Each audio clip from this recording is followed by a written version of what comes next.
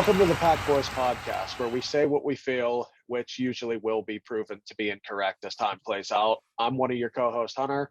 This gentleman next to me on the other side is the other co-host, known as Trey. We are partial to talking football, but there will be other things included as we love other sports as well. Our opinions could be loved or hated, but nonetheless should be entertaining.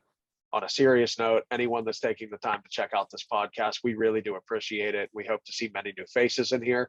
We have big plans already as far as potential guests go, and we're just getting started. I'm going to pass it to Trey if he has anything he would like to add to this brief introduction, and if not, we can jump right into it.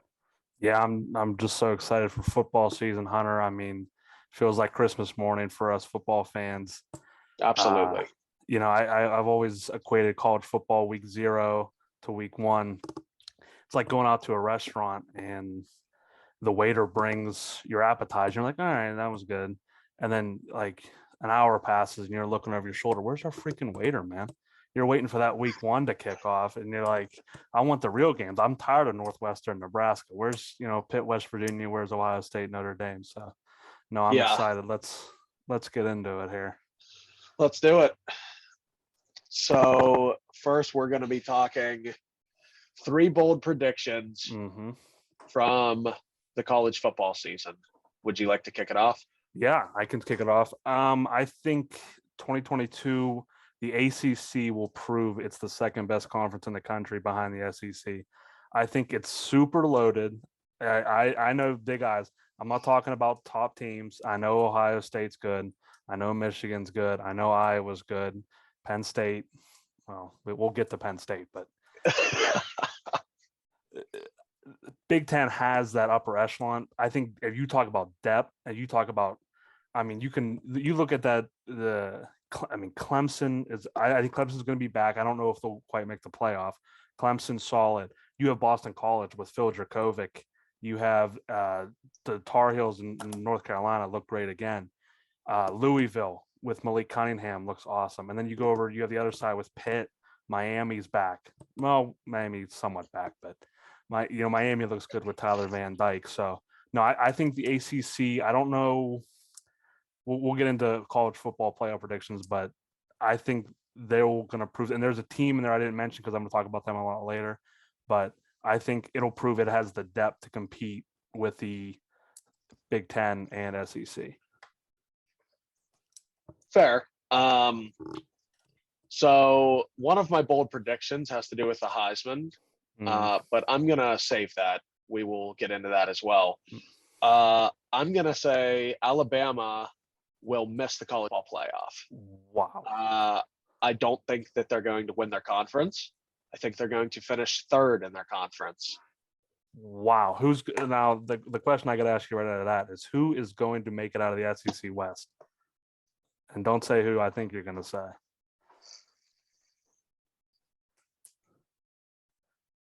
I plead the 5th. We'll get into that. We're going to get into some of that. We're going to save that. Because I'm interested in who you think is going to come out of the West to play in the SEC championship game. We're going to get into that. But yeah, that is my bold prediction is Alabama will miss the college football playoff right now.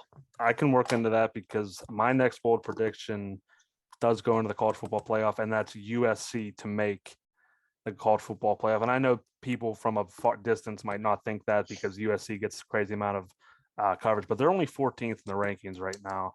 I think they're being a little disrespected, but I think they shouldn't have. Utah will be a tough game, and whoever comes out of the Pac-12 North in the championship game is going to be a tough game. But no, I think USC is going to probably go undefeated and glide right into a 3 or 4 spot in the playoff. You actually read my mind. My next bold prediction, odd enough, is Lincoln Riley and USC will play in a national championship game in his first year there is the one I have on here. I think they're going to storm through the Pac. The Pac is garbage. They're garbage. It's Utah and nobody's. Yeah. And I think USC will steamroll to an undefeated season. They got Caleb Williams. He transferred from Oklahoma with Lincoln Riley. I don't know if he's going to start, but he's there.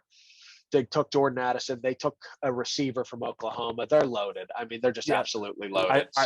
I think if you're Riley and that kid came with you across the country, I mean, I haven't heard anything. I haven't heard anything about the QB battle, but I would think he's going to play. He looked really good when he stepped in for the Sooners last year, so I expect him to play. But like you said, it's college football. You never know.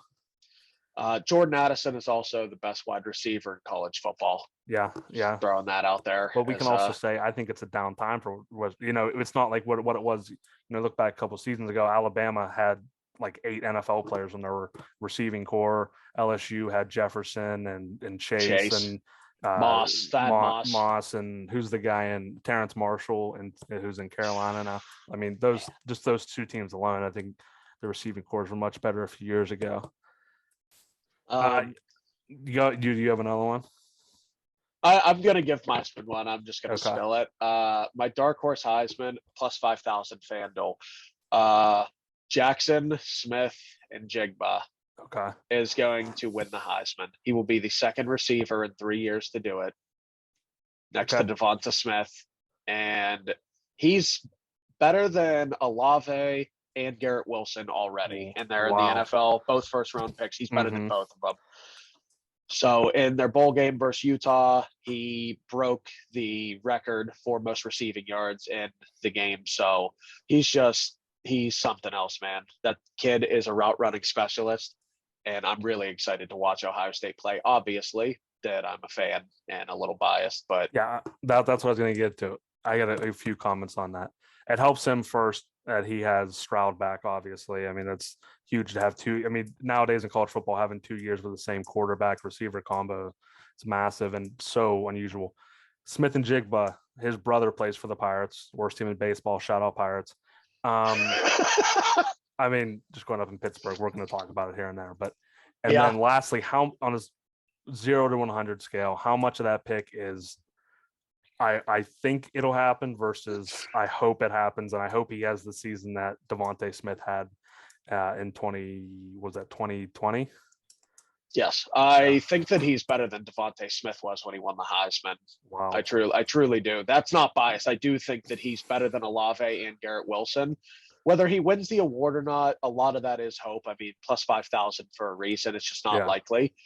But he's going to be in the slot. And not to mention, he has CJ Stroud throwing him the football, who had a 44-5 touchdown to interception ratio last year. Dude's automatic. So yeah, I think that there's a chance. It's just slight. I love watching Ohio State football at noon because it is such like a mind melt, because I'll have 2 or 3 different games on watching them, but Ohio State's camera angle at their stadium, the field looks like it's 1,000 feet wide. Dude, baby. It's so high. The field looks so big, and like you're like, of course they win on that field because they're faster than everybody, and the field's 10 times bigger than any other field in the country. I know, dude. Like, that's the shoe, man. It's so weird seeing that camera angle, but yeah, I like that pick. I think the award mostly, besides Smith, who we talked about, has become an award where the quarterback on the national champion, the quarterback of the number 1 ranked team. Usually, I mean, so I think more than likely you could say it's going to come down to Stroud, Bryce Young, or my last bold prediction, and that is Will Anderson Jr. will win the Heisman Trophy. This dude is the best defensive prospect I've ever seen. Yeah, if you love football, go watch Will Anderson's highlight tape from last year. He is the perfect edge rusher. I think it's people talk about length sometimes in terms of edge rushers. I like to see a guy maybe not as long, but can use that speed, because sometimes you get like guys maybe like Aiden Hutchinson that got a lot of guff from not being as fast. Yeah, because he was long. So like people think, okay, he's long and he's good technically, that's what we want to see. I want to see a guy like a Micah Parsons type. He's basically Micah Parsons. He's just a freak off the edge. Good luck as a tackle trying to run with him. And then when you try to run with him and you get too far outside, he's going to cut it back inside. He's the best defensive prospect probably since Micah Parsons, honestly. Now that Parsons went 11th in the draft, but I mean, we all agree he should have went top 5 in that draft. Yeah. And he didn't even play his last year. He didn't play, right? Because of COVID. I don't know what nobody knows what the situation is going to be like come draft time. I mean, we could probably take a few predictions on what teams are going to be picking in the top Houston, they stink. They freaking stink. Will Anderson will be a top 3 pick at worst. That is his. Who was the tackle a few years ago that had the gas mask photo? Tunsil. Will Anderson could have 80 of those pictures come out. He'll still be a top 3 pick. That's how good of a player he is. So 80 of them. Will Anderson is just the guy, and I could see him breaking, not only breaking, but setting his own individual single season sack record in 2022. It's funny you said that. I have oddly nothing to disagree with, and usually you and I, as you know, we will disagree when it comes to takes a lot, but he was another sleeper to win the Heisman. I think he's also plus 5,000. But I think that there's a better chance for that one than Smith and Jigba, which pains me to say, believe me. Yeah. I mean, if you're an edge rusher, I mean, let's just say, let's get in a little crazy around, but let's just say he has an unbelievable season. He has 24 sacks. Yeah. And Bama has the number 1 defense in the country. I mean, I don't care what yards Stroud puts up. I don't care what yards Young puts up. I mean, that's, just unheard of, really. Yeah. I think he has a very good chance to be, that would be the first one since 97 with Woodson, right? Yeah. First defensive player to get the Heisman if he gets it. Yeah. That'd be something to see. He's a lock for a top 3 pick. And if someone lets him fall past that, well, I mean, hey, you never know. I mean, we've seen dumb things occur. Look where Parsons fell. We know where he should have went. It would be a really big shame if the Cowboys stunk it up this year and got him.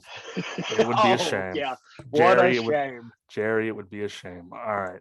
So those were our bold predictions. We're going to move on to the division and big trophy predictions. I guess we might as well start in the Premier Conference in the SEC. I just wanted to get your reaction to me saying that, but that's fair. I mean, I have a hard time arguing it when it's Ohio State, Michigan last year, which I'm still pissed about, and then that's about it. Penn State stinks. So we're a little too close to the season to go into a deep dive on every team. So we're just going to talk about what 2 teams we think are going to play in that conference's championship game. Why don't you kick it off with your SEC prediction?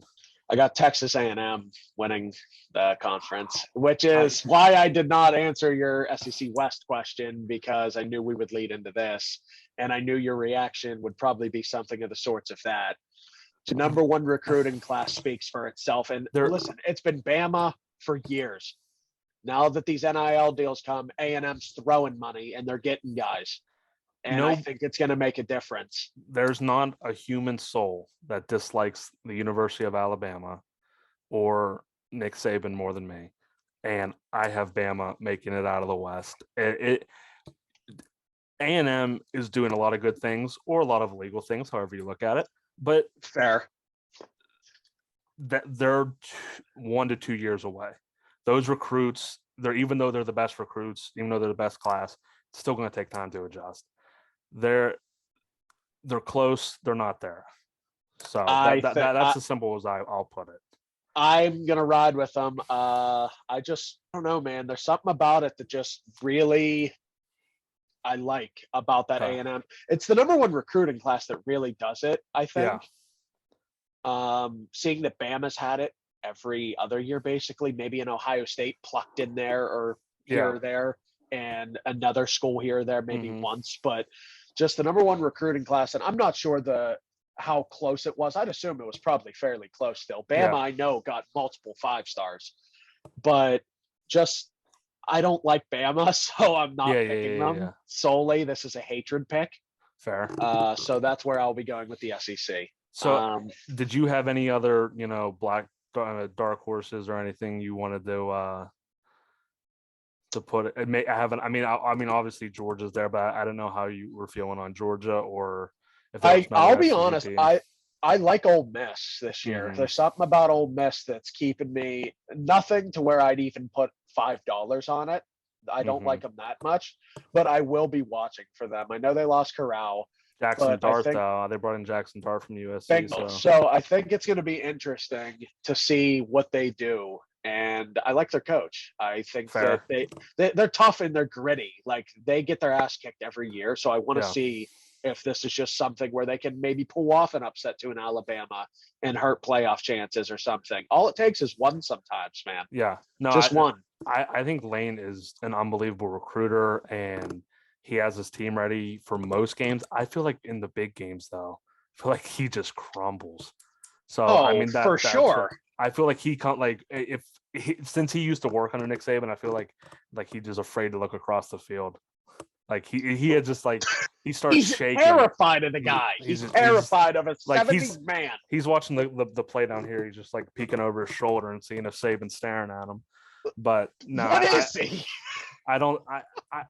The team I had as a dark horse is Tennessee. Good pick.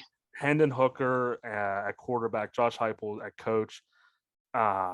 They were a great offense last year. I think if they can work on their defense a little bit more this year and keep that same consistency on offense, they could threaten in the East. I mean, Georgia is not what they were last year. They still have some good pieces, some good young players are going to have to step up on defense for people missed. But no, it's Tennessee has a much better shot this year than they had last year in the East, and I wouldn't be surprised if they're playing in Atlanta come SEC championship time. I wouldn't either. I would not either. You All want to right, kick well, off we'll go to ACC. How's that? that sounds good to me. Who do you have? Do you have the game, or do you just have the winner picked? Just the winner. Okay, go ahead. Yeah. I got Pitt, oddly enough. Okay. Plus 1,000, I believe, on FanDuel. And Yeah. dude, I don't know where the Clemson hype's coming from. Like, Mhm. I get it, they had a down year, but like, who do people just think they're just gonna bounce back. right back up out Yeah. of nowhere? Like, this isn't. They're not a top recruiting school as far as like the top 5 went. They're not in the top 5. Mm-hmm. Pitt just landed Slovis on a transfer, and he's real. Slovis is real. Yeah. Oh yeah. He is freaking real. You just hear the people talk about him and what they're seeing from him at camp. I've heard that he looks better now than Kenny did. And, yeah. And I don't know how true that is. I haven't seen anything, but I'm hearing that obviously that's not for no reason because people who cover the team loved Kenny too. So I just think that Pitt, and they also have the best D line in the conference, just my personal opinion. Yeah. And the whole D line is returning. Yeah. So I think that that's a big thing. That's the most important part of a college defense. I think right off the bat, you could stop the run and force them to pass. That opens up a lot of things for you.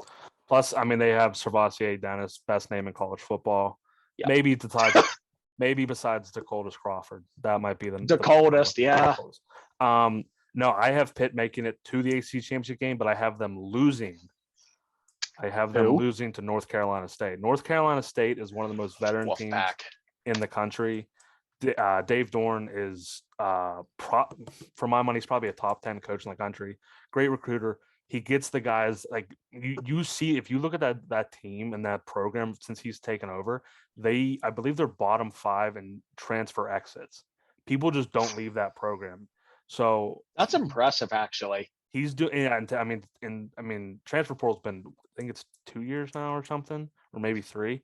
Yeah. I mean, in today's day and age, kids want to play. They're going to go where they have the best opportunity to play and play now. And for him to have that and have that sort of culture, I think this is. I have that NC State, and I have another team that this is their year. They have all the pieces aligned. Their fan bases have been waiting for so long for them to take a step, and this is NC State's year. I would not be opposed to that if it's not Clemson and it can't be Pitt. I had Clemson as my dark horse for the. I mean, it's just like it seems like the square pick, really. I mean, just to pencil in Clemson and say, good luck to whoever plays them in Charlotte. But no, I don't. It's the question of was It's Clemson. Was their down year the anomaly, or was their stretch of great play, was that the anomaly? So we're going to find out this year how it really comes down to that coaching staff, because they have enough talent. I was just going to say, I think it's going to come down. We're going to see what Dabo's made of, I think. Yep. It's going to show Dabo Sweeney. It's going to show, was it the players or was it Dabo? Mm-hmm. And we're going to find out, Watson and Lawrence or Dabo. Which I'm excited for, because Dabo makes the cringiest Twitter, TikTok videos, and I would love to see him go down in flames. I hate Dabo myself, so I'm good with that. When he's running down that hill, how they do before every game, I'm trying to see him buckle a knee. So we'll go to your conference. We'll get your Ohio State pick out of the way. Talk to us about your Buckeyes this year. It will be Ohio State. Stroud is the Heisman favorite. Yep. Smith and Jigba's probably the second best wide receiver in college football, I'd say. He might have the best numbers this year as far as production goes. Drafting, I don't think he will be the first receiver taken, though. Different story for a different day. I'm putting my stock in Stroud alone. I think that he had the highest QBR, 44 touchdowns, 5 interceptions, 72% completion percentage. He's just unstoppable, really. And even against Michigan, I know we kind of got our asses. He played a good game. Nobody else did. The defense fell apart and let Hassan Haskins run rapid on him for 3 touchdowns and 200 yards. I mean, all they did was run the ball. We knew it was coming, loaded the box, and still didn't stop it. So, that's the thing about I got Ohio State. Michigan also, you never see lightning strike twice in the same place. So every blind squirrel finds the nuts. My old saying. So are you 25 or 26? I turned 26 in October, so I'm 25. So I mean, how many times do you remember in your lifetime Ohio State losing to Michigan? Besides, last year. Yeah, that's last what year. I mean. Last year. So I mean, it probably doesn't even feel right. Crushed me, dude. It crushed me because my girlfriend's father was in my ear, giving it to me. He's a Mountaineers fan, so he just doesn't care. Yeah.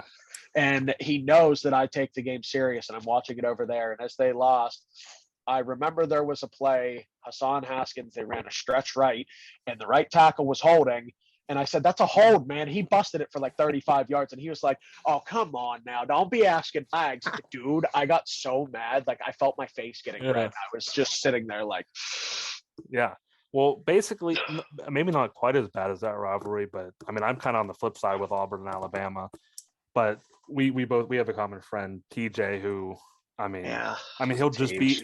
when Auburn plays Alabama, he's just an Alabama fan. I have to deal with it. That is what he does. And then, if Auburn ends up pulling off the win and I try to say something, I don't have to hear it because he's like, I'm not really an Alabama fan. Yeah, he's smart for that. He's very smart.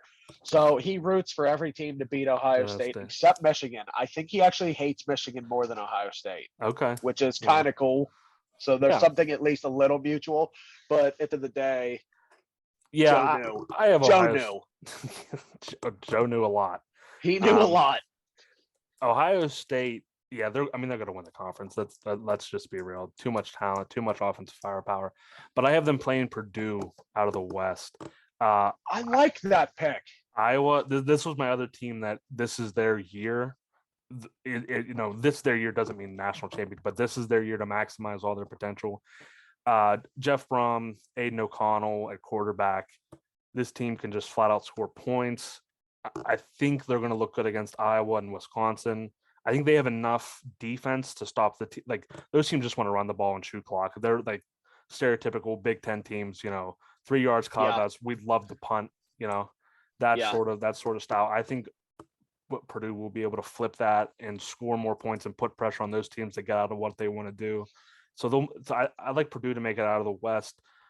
Probably not going to be good for them at Lucas Oil come late November, early December, whenever that game's played against Ohio State. But hey, you never know, man. I've seen Ohio State lose some very interesting, odd games. How many Big Ten championships have you seen them lose, though?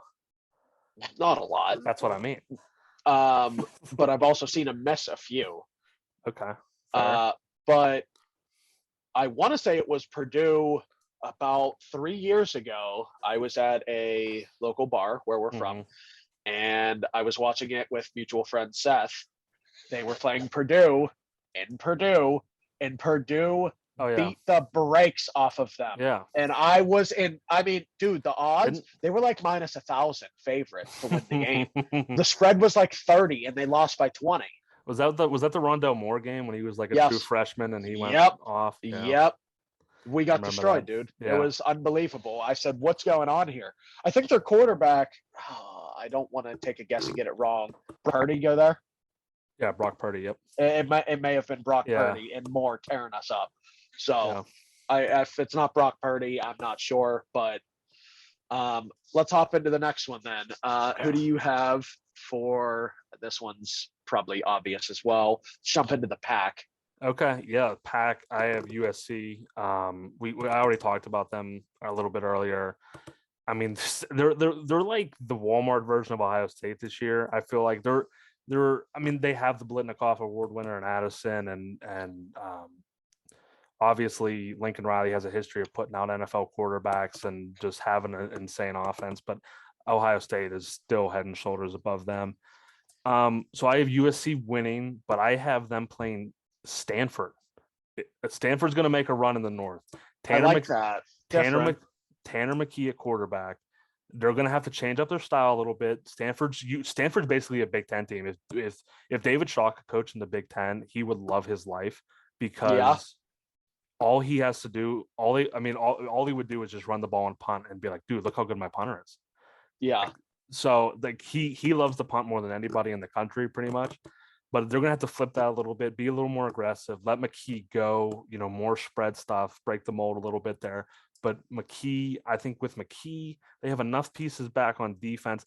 The Pac-12 North isn't really great right now. I know that for a fact because Bo Nix is starting for Oregon.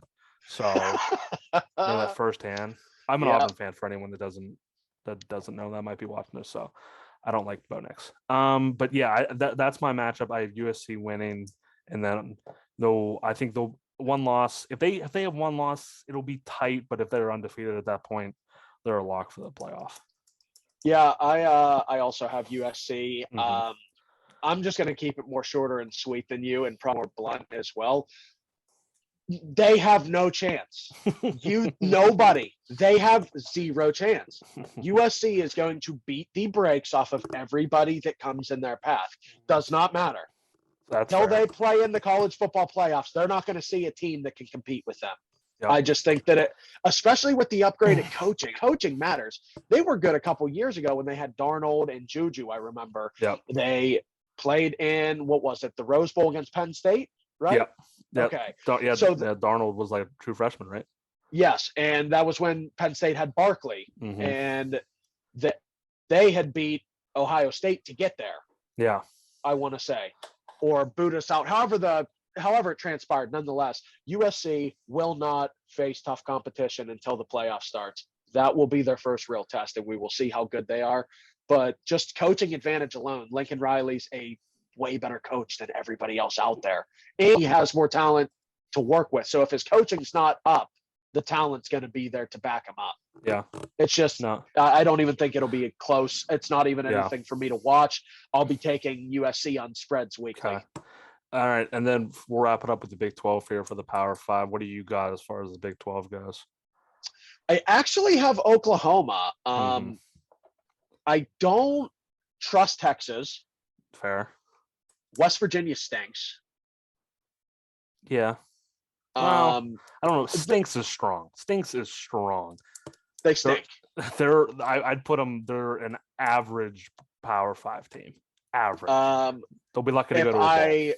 I will say this: they still have a lot of talent there. Is the problem? I know some left, but they still got Rattler. Yeah, he's still there. How good he'll be? Whoa, Rattler's in South Carolina. Rattler left too. Yeah, they brought in the dude. They brought in the Dylan Gabriel from UCF, the lefty, is going to start for them. So I'm still going to ride with them. Okay. But my apologies on the Rattler. No. I did not know that. Yeah. I thought Williams left due to him not playing over Rattler possibly this upcoming year, which makes sense. That makes sense though. Yeah, they both rolled. The other team I like in there that's kind of sleeperish for me is Baylor. That's I like Baylor. Yeah, I like Baylor. Baylor's just one of those schools that just every year they don't have down years. Every year, come early November, they're going to be in the mix of things, and they do it pretty quietly too. They're never a top 5 team really. They might be, but they're just always solid. So I have them in Texas in the championship game. I'm going to ride with Sarkisian this year. Texas is going to lose in the regular season, so they're not going to make the playoff. Maybe even lose twice, but I think it's going to be a down year for the Big 12. They'll have up. It is for sure. And it might not get better with Oklahoma and Texas leaving, but Texas sees the moment with Lincoln Riley leaving, and Sarkisian pushes all ships forward. He has the quarterback. He has the one everyone in Texas loves, Quinn Ewers. Yeah. And pushes all the chips forward, and they go out and win it. So that's a guy who left Ohio State. Yeah, another one. Hope he hits Burrow part 2. Let's see see how that would. Yeah, go. and then after that is the move just to commit to Ohio State if they offer you, and then move somewhere. Does that just become the move then? I guess. I mean, if it worked for Burrow that well, I guess everyone's just going to try it. Hey, let's go sit behind this guy, see what we can do, and let's go pull a Joey B. They're just gonna get 9 quarterback recruits, and they're gonna transfer immediately. Take a minute to do an ad. For all your guys' fencing needs, I'm gonna want you guys to call my friend, my partner at Western PA Fencing. That's 412-618-8014. They do any size fences. It doesn't matter if it's big or small. They are the best around. It's not close. I don't know anyone who does as much work as they do, as well as they do.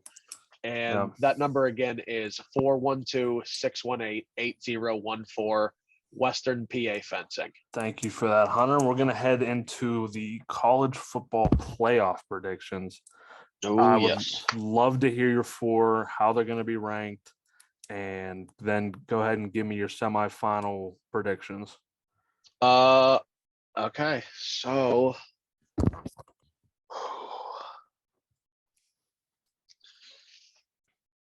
The Ohio State University, Texas A&M, wow, USC,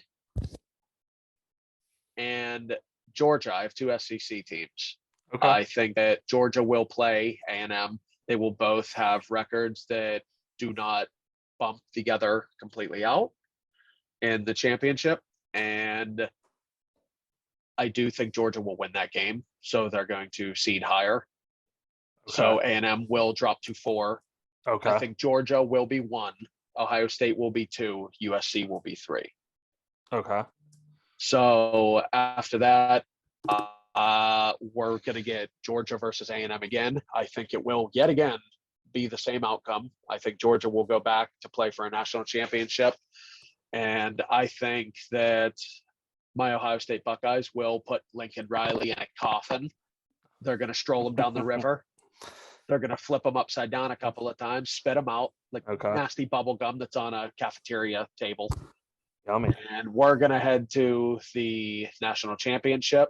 And I think that Ohio State will beat Georgia by the score of 35-21 in the Natty. Okay. I'm starting to see the pieces come together now. We started this podcast, it was kind of a puzzle. You talked a little crap on Bama a little earlier. Now I see why, because you just want Ohio State to have the easiest path possible. Some would say yes, okay. But so I like those picks. I still think Texas A&M a little bit too early, but the other 3, I'd be fine with them making it. My 4 in order: Alabama 1, Ohio State 2, USC 3, and my dark horse, they're going to win the ACC, North Carolina State. This is their year. I would be on board for that. I want to see someone different. I like seeing different teams, and I'm not talking one of these little American Atlantic teams, Cincinnati's getting dismantled in the first round, or a Notre Dame getting dog walked outside. I mean, there would still be a decent chance that happened to NC State, but yes, but I would have Alabama beating NC State, then Ohio State taking care of USC, just like you predicted. And so the one pretty much I think everyone wants to see, the 2 former buddies, Stroud and Young head to head. I mean, this would probably be. Don't do I'm trying this to think to me, back. man. I'm just trying to think back, like a game this big. Like maybe. If they play, this will be the biggest game since probably the maybe last time they played when the no. I was playoffs thinking, started. who was Tua the quarterback when Trevor won the Natty, Yes. or was that still Hurts? No, I think it was Trevor. I think Okay. Hurts was in the transfer portal at that point to Oklahoma. Okay, so I would say, like, since that, like, when you have two legit quarterbacks, you have playmakers all around. I'd say since then, like that era, the few games where Clemson and Bama went back and Yeah. forth. Since then, I would say that would be the most hype college football championship that you could possibly. I would be there so. for it. I want to hear who you got taking that. Yeah, it's gonna be. Don't do this to me, man. Listen, there's an old phrase in football, and everyone knows it, and that's defense wins championships. It'll be tight. It won't be a blowout. Ohio State there's not a team. They could start off. Who do they play week 1? They play Notre Dame, right? Notre Dame. You can give Notre Dame a 40-point lead to start that game. Ohio State's never out of it. That's just how fast. Yeah.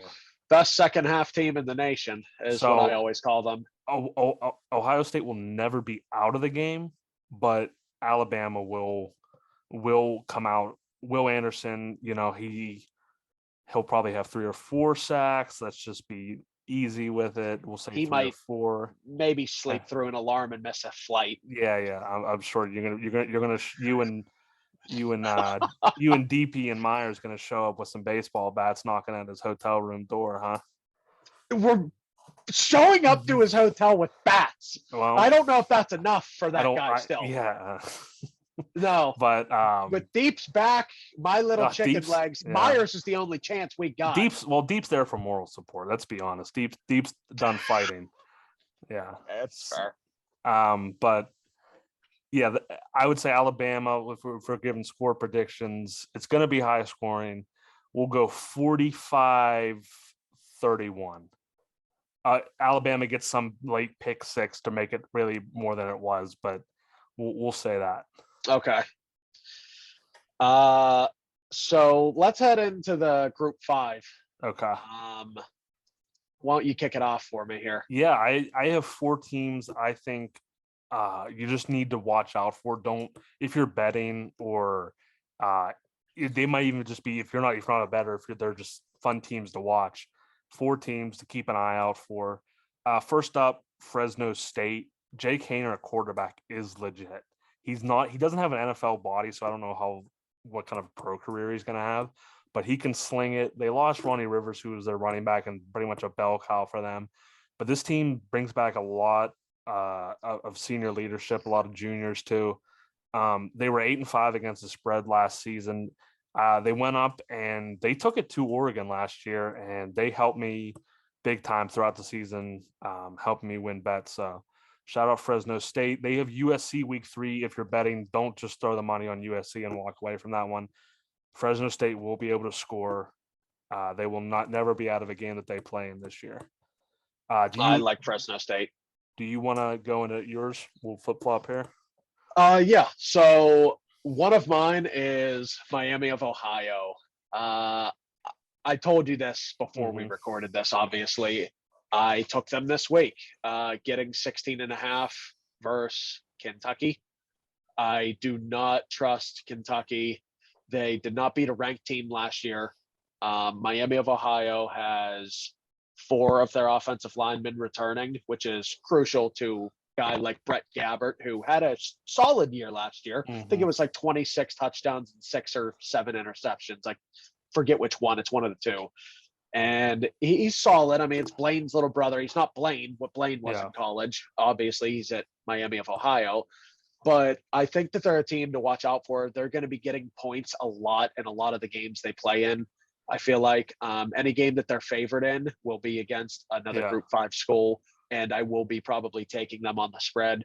but I have them this week at plus 16.5. If you caught the line early, you would have got 17.5 on FanDuel. It did come down a point, but I really, really like Miami of Ohio this year. I think that with the returning offensive line and Brett Gabbert, that they're going to be hard to stop.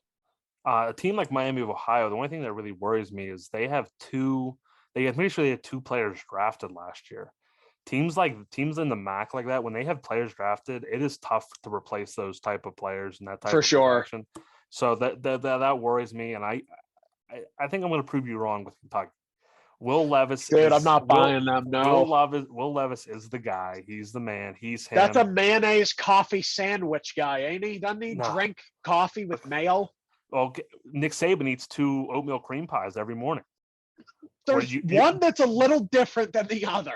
No, he's 70 and has false teeth. Okay, this kid's 24 and he's putting Miracle Whip in a fresh pot of coffee. Well, listen, when he's slinging for 8 touchdowns against I think they're the Red Hawks or Warhawks or whatever they are in Miami, Ohio. Yeah. When he slings 8 touchdowns and runs in another one, we'll come back and we'll revisit this Will Levis talk. What if I told you I actually sprinkled on a money line of Miami of Ohio for an upset? I don't know how much you put on that, but you might as well have taken it out of your wallet and lit it on fire. Fair enough. Okay. Go ahead, get into your next. My next one is probably, for my money, the funnest team to watch in the country, and that is the UT San Antonio Roadrunners. Frank Harris at quarterback, maybe not quite to the level, but he reminds me so much of Vince Young at Texas. The dude can do it all. He's a slinger. That's some high praise. I'm not saying he is Vince Young. I'm saying he reminds me. Turn on the film. He's a lefty, so it looks a little different. But his body build, he can sling it. He can run it. He's probably not as good a runner as Young was at Texas. But he can sling it all over. That offense is so fun to watch. Overs galore. If you see them against another good offense, just bet the over and forget it. It's going to hit. I think last year they played Western Kentucky. The over was like 83, and I told my dad my dad and I were talking about bets and stuff. I said, Dad, take the over 83. Trust me, each of these teams averages over 40 points a game. They're not their defenses aren't great. I like UTSA's defense a little bit more this year. I told him take the over. She's like, you're crazy, but I'll do it. And then we turn it on. It's early in the fourth quarter. It's like 90 points in the game already. It hit in the early fourth. That team just scores. They did lose their number 1 running back, and Sincere McCormick, but I still love them. Frank Harris, unbelievable player. They were not just a couple more things. They were 9-5 against the spread last season, another moneymaker. And they play Texas week 3. Could be a sleep spot for Texas coming off Bama. So not a bad bet to look forward there. Not money line, but definitely sprinkle that spread on that one. Yeah, for sure. My next team I'm going to choose a little bit of a bigger-ish school for the Group 5, but Houston. Mm-hmm. With Cincinnati losing Sauce Gardner and Desmond Ridder, I think that they're going to take over that conference first and foremost. Second, dude, they're always tough. I mean, they're always – I can't tell you how many times I've bet against Houston, against schools they were supposed to get blown out by, and they cover the spread with ease. I mean, it's easy. So they kill me all the time. I'm done betting against them. I'm going to take Houston to win that conference specifically. And I think that with the subtraction of Ridder going to the NFL, same with Sauce, old boy Sauce, he's something crazy. But I think Houston, I think that they're going to take that division or conference, if you will. And I don't think they were far off to begin with, really.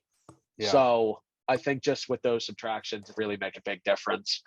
Uncle Dana Holgerson, man, he always has his team ready to play. I can never go on the right side of Houston. If I love Houston in a spot, they come out and stink.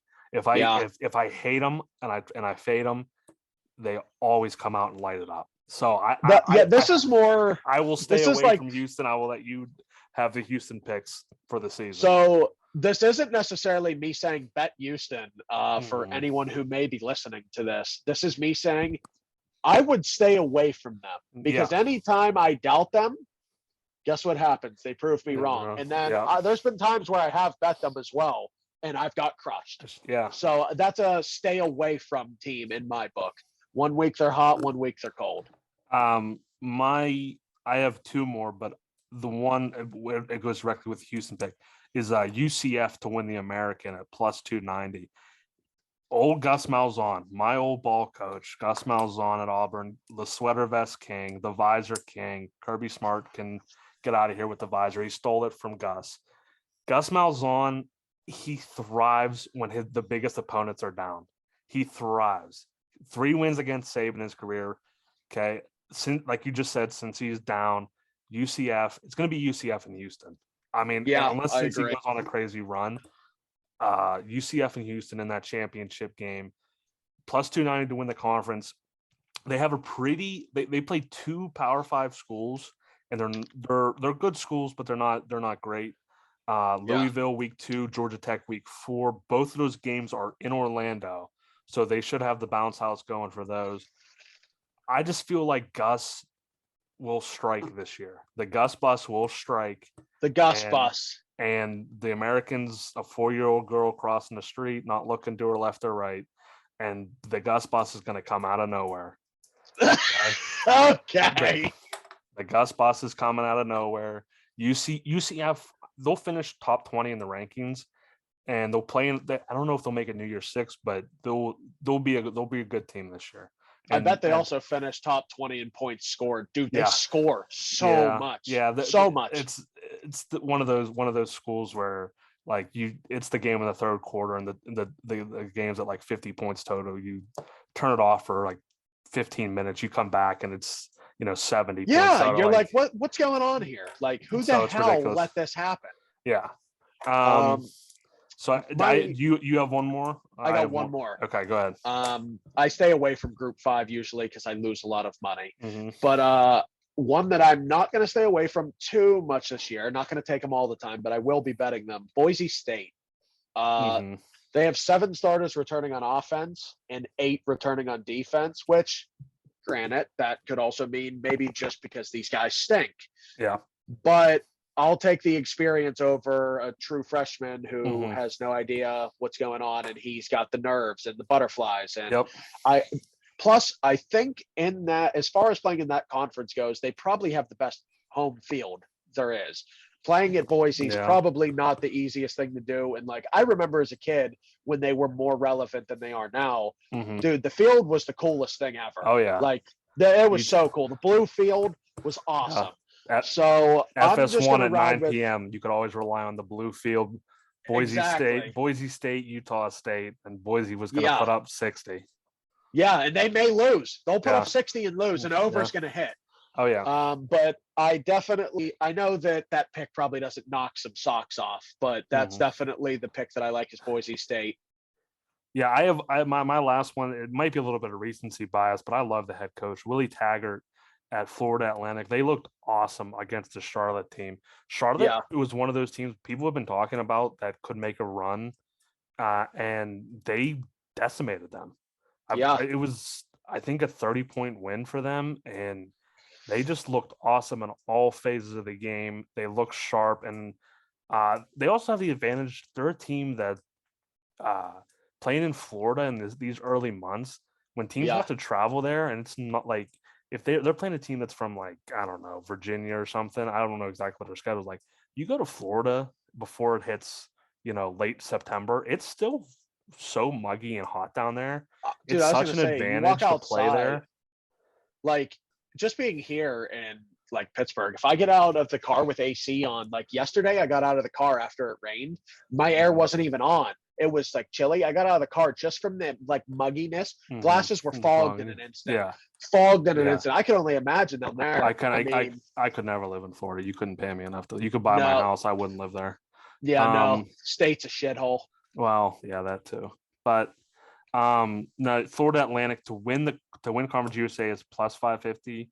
It's a little bit of a risk, but if you have the units to play it, it's a little bit of a dark horse. Like I said, love the head coach, Willie Taggart.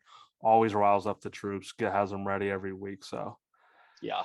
And then if we want to move on to Heisman predictions, I'm sure you have a lot to say about your boy CJ Stroud. So I'll turn it over to you with Heisman.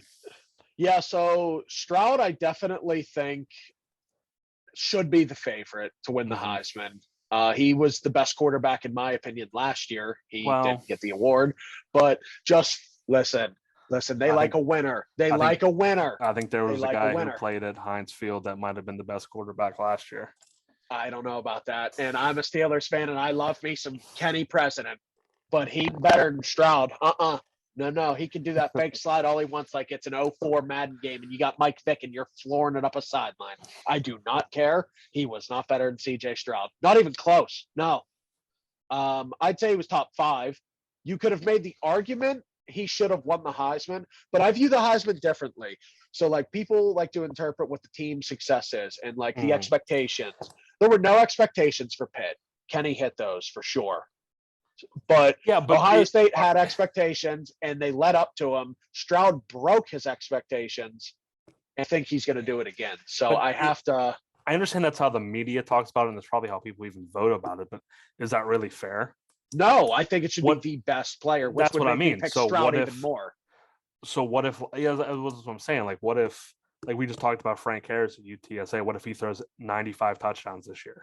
Does he have a shot in winning the Heisman, or just because his team doesn't? He should. That's what I mean. How it's I think one he of those, should. I think that's just one of those philosophical things where there's people who vote for the Heisman that team success is at least 50% of the vote, which is so annoying because even for a quarterback, you have to have a defense that keeps you in games. Yeah. So for sure. I don't like that aspect of the Heisman. We can get into that in future podcasts, but yeah, did you have I think you said you had one other Heisman one. Touching kind of on what you said about Will Anderson, he's by far the best defensive prospect I've ever seen. I've watched Joey Bosa in his prime, Nick Bosa in his prime, Parsons in his prime. I've watched Chase Young in his prime. Dude, this guy's different. He's different. He is different. It's just that simple. Just his build, his physique, and then the way he moves, how he can move laterally. I've never seen anything like it. I think that I don't want to say this because, like, you hear this a lot, and it's like, let the guy get there. If I've ever seen a surefire Hall of Famer in college on defense, that's it. Yeah. That's it for sure. It's unbelievable. Like, he can close distance. He can be 5 feet outside the tackle, and he'll be in the tackle's chest before the quarterback is. It's unbelievable, dude. Is turning his hips. It's unbelievable how fast of a get off he has. He plays with great pad level. Yeah, I don't think. Like, I've thrown out the number 24 sacks. I don't think that's crazy. I don't think No, I don't think so either. The only thing that might prevent him is if, they play Utah State this week. I don't think he'll play in the second half of that game. Yeah, probably not. But if he did play, he may have 6 in the first half though. Yeah. So you never know. Like, that tackle's got its work cut out. 24. And he's not happy. 24 is my kind of like number that I've been throwing out there. That's not crazy, but I think the only thing that'll hamper him from doing that is just not playing in second halves of blowouts. I mean, let me touch on that Utah State. I don't know who the tackle's going to be. He is going to get blown up like toilet after a night of Taco Bell. Do you think he's sleeping well Friday night, or do you think he's watching Netflix while his roommates are trying to sleep in the hotel room down there? He's probably biting the nails down to the roots, saying, I know I'm going to get chewed up bad. Yeah, he's purposely driving to Taco Bell to try to get food poisoning. That's nice. He's saying, Coach, I can't make it. I got bubble gut. Yeah, that's very nice. Okay. Yeah, but also if you play Alabama this year and I don't care who your left tackle is, if you trust him to go out there one-on-one against Anderson, you're just stupid. No, there's no one-on-one any school. I don't care if you're Georgia. I don't care if you're Ohio State. You one-on-one, you will lose. He will beat you. It's not crazy to think a team will have a tight end to that side and a running back. No, I was going to say you're going to need the tight end. If he's running a route, you're going to need a hell of a chip. You better chip and chip well, because if not, you're going to pay for it. Absolutely. Yeah, I have 4 just on my I have 2, like we both said, Anderson and Stroud. I love those picks. I have Anderson at plus 3,000. which I absolutely love those odds. I mean, obviously it's because the defensive player hasn't won in so long, but those are the two. I think Bryce Young he doesn't have the weapons he had, and Stroud obviously has a lot more to work with, but Anderson. I like Bryce though. I mean, he's in my top 4 for sure. To me, he's Drew Brees. Yeah, he's literally like the same build, same quick release, get the ball out. He commands the offense. Like, I mean, you look at him next to those like Alabama offensive lineman, you're like, this is a middle schooler. This is a middle schooler. But he's the man. That drive he had against Auburn last year broke my soul. But I also said, holy crap, this guy's legit. This guy isn't just an okay quarterback playing on a great team. No, he's a great quarterback playing on a great team. Yeah, no, he's a great quarterback playing on a great team that's going to get drafted in a great spot in the first round. That's just what he is. I also have 2 dark horse Heisman picks. Hendon Hooker at Tennessee is a fun one. Dude had, I think, 35 touchdowns and 3 interceptions last year. Insane ratio. Very good numbers. Hendon Hooker and that offense, they bring back the number 1 receiver. Heupel is an offensive mastermind. He'll be able to scheme things up. And then also this is probably, it doesn't have the less likely odds on this list, but Bijon Robinson in Texas is a grown man. This dude will, especially in the Big 12, this guy will just run at people and run them over. You ever see Tom and Jerry when Jerry gets Tom in trouble with like the little baby pit bull, and then the daddy pit bull comes out and beats the crap out of Tom? Yeah. That daddy pit bull is Bijon Robinson. Is just nice. A man amongst boys. He comes at the way he runs the ball. We talked about left tackles staying up against Winston. Try being a linebacker when you have to try to go and tackle Bijon Robinson 20 times in 9-degree weather in Texas. Good luck. Dude, that would be just another I really thought you were gonna say old Mayo Coffee is a no. Okay, I'm glad because that dude's I cannot wait. You and I will be talking besides doing the podcast about this. I cannot wait because I want Kentucky to fall and stink so bad, because if they don't, oh boy, I'm gonna get it. I want to see them prove Calipari wrong. I mean, listen. Calipari was right in saying that Kentucky is a basketball school. Yeah, he just shouldn't have said it out loud. I agree. Some things are left better unsaid. You talk about the ultimate like motivation. Like, you got people at your own school telling you you're worthless. Yeah. So there's there's that. What's the other old saying? What's known doesn't need to be said, or something like that. Yeah. So I mean, everyone knows Kentucky's a basketball school. Honestly, not too much anymore. They've kind of stunk. So I don't know. Shout out St. Peter's. Yeah, so I don't know where Calipari's getting his drugs at, but he should maybe focus on his own program there. Yep. And then I think we'll wrap up this little college football segment. We'll hit Coach of the Year. I have 2. How many do you have? 2. Okay, go ahead and hit me with your first one then. Lincoln Riley, I think, is going to get Coach of the Year. He's going to take a program in kind of dog water-ish. I don't want to say they've been terrible, because they haven't, but dog water-ish, and they're going to go undefeated. They're going to make the college football playoff. That it's new, so I think that he's going to get it. My other one, yet again, Ryan Day, Ohio State. I don't think he will get it. That's my second option. I do think it would be Lincoln Riley. If I were to bet, and if I could find odds on that, I would bet on Lincoln Riley. Ryan Day is a great head coach and a great football mind, and he seems like a great person even. I know where you're going with this. I know he does stuff with like the mental health. Mental health is really big into that, right? Does a lot of great stuff with that. But Jim Harbaugh, the starting on third base quote could not be more true. Oh, it's very true. But so it's hard for me to give him. I mean, maybe now that it's not Urban's teams anymore, I guess you could give him more credit. But yeah, I mean, that dude just. I mean, he was given a piece of gold. Everyone else was given a piece of frankincense. Yeah, well, he was already the OC anyway, so he knew all the offensive plays and how everything worked. And all they did is just, hey, you're head coach. Yeah. So like he was already probably calling the offensive plays. He's not calling the defensive plays. I'd assume so. I hope not, at least. So like his job really didn't change. Just the title of his job did. Yeah. I also have Lincoln Riley as my number one. I mean, I think this offseason and this transfer portal showed us just how much pull he has in college football. Moving his system out to the West Coast. How many people followed him from Oklahoma? How many people transferred in? We already talked about Addison. I think dude's a stud. I think they're pretty good odds to go undefeated and make them the college football playoff. Yeah. And then I also have Dave Dorn from NC State. If they can make the run I'm projecting them to make, Dave Dorn will be another one to look out for. You take a program like NC State, which is pretty much, mediocrity at best in their best years, to a college football playoff and an ACC title, that's coach of the year worthy. One more, I'm not even going to elaborate much on it, but just a dark horse that I'm going to look to see if you can bet on it. I don't think you can on FanDuel, to my knowledge. And that's what I primarily use.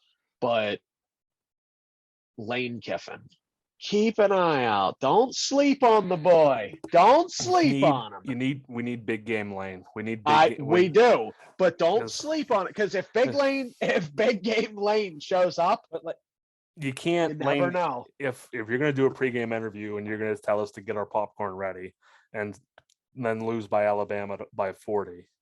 Yeah, to Alabama by 4. Like, you can't do that. And the only thing I get out of that is pissed off, a bet lost, and I ate a whole box of popcorn for next. We're gonna jump into little transition into a different sport, boxing.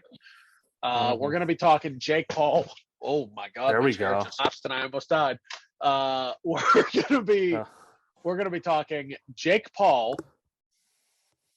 First potential opponent, Anderson Silva. It's not official yet, but it is apparently rumored by multiple verified sources on Twitter and on Instagram, fighting sources, everything. Apparently it's going to be Silva Paul in October.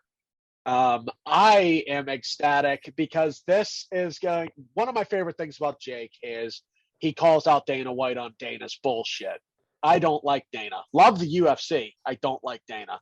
Guy's a piece of garbage, my opinion. I cannot wait until he fights Silva, if it happens, because he likes making the statement. I remember Dana said to Jake, hey, if you want to keep beating on 45-year-old guys, why don't you fight Anderson Silva? I bet you knock him out.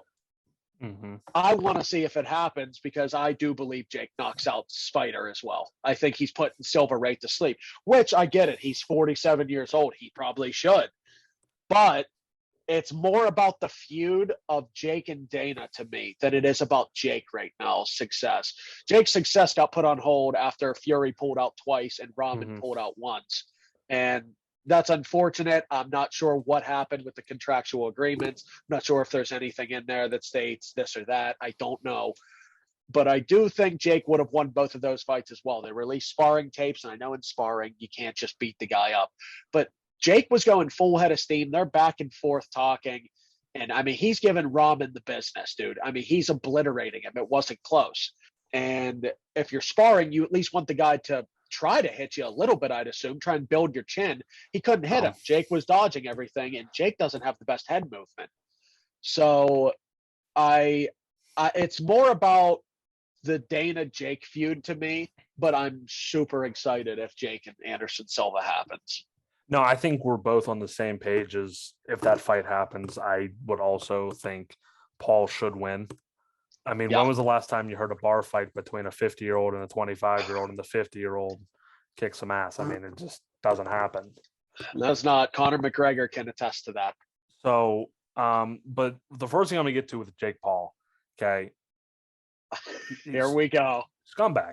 Let's just call it what it is. Why is he a scumbag? Okay? Why? His tweets during the UFC about Luke Rockhold and Paulo Costa, I mean, he doesn't know fighting. He just doesn't. Him making fun of them for that fight, Luke Rockhold almost lost his leg. He broke his jaw in his last fight. The dude's been fighting since he was in pretty much a teenager. and he paved the way for a lot of people. And for him, like if he just wanted to say the fight sucked, or that's one thing, but he had to go in and say like they're not pioneers of the sport, they're not good. If I did that, yada yada yada. He had to make it about him. And I understand he's trying to get eyes and whatnot. Don't do it in a way that you're disrespecting people who've paved the way for the fight business and are going to put money in and not directly put money in his pockets, but have paved the way for him to make money. Yeah.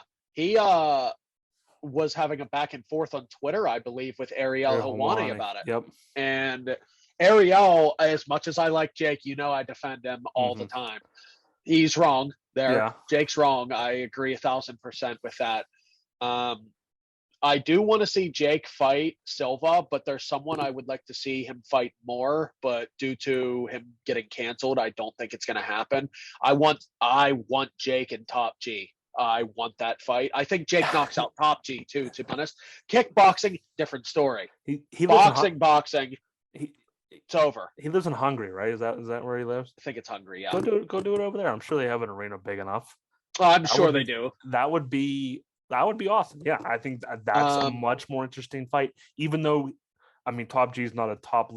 I'm sure he did all right in his career. Wasn't a UFC guy. Doesn't have. I mean, he does have the bigger name, but because of different things. Yes.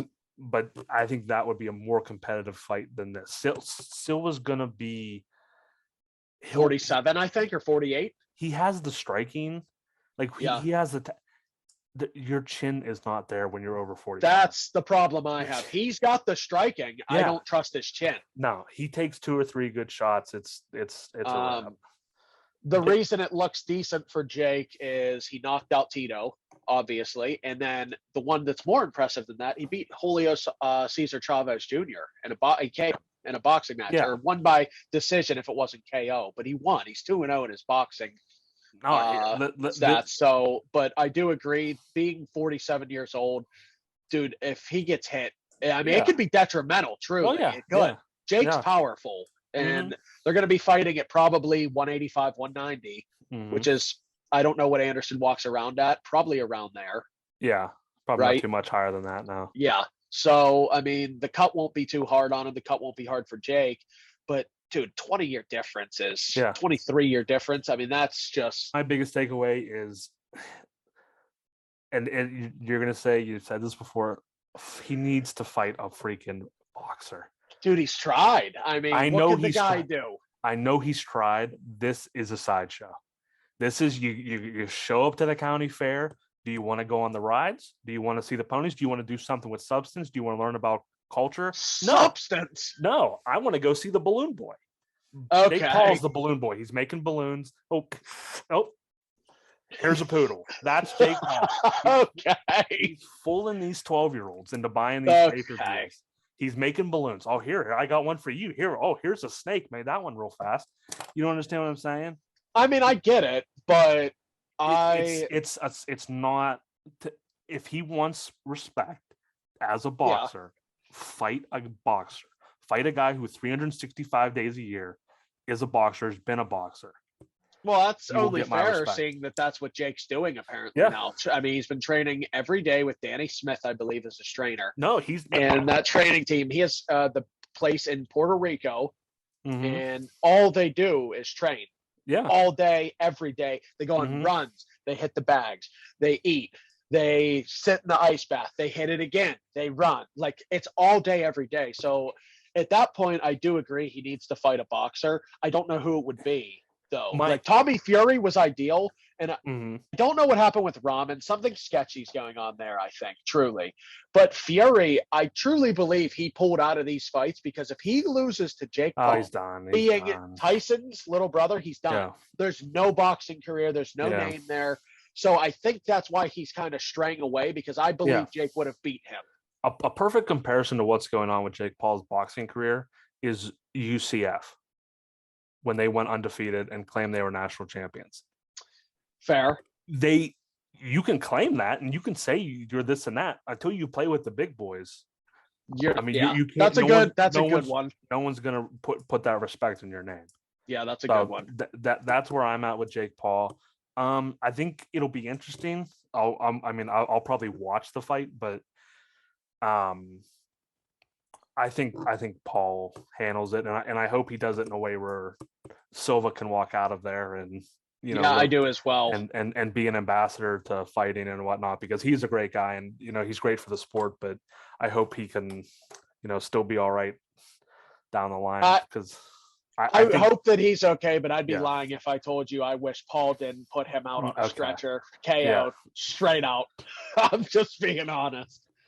Makes for good entertainment. Dude, if you get hit like Woodley did and you just drop. That's what I mean. Woodley that's what I want to see when I'm watching boxing. 12 years younger than Silva?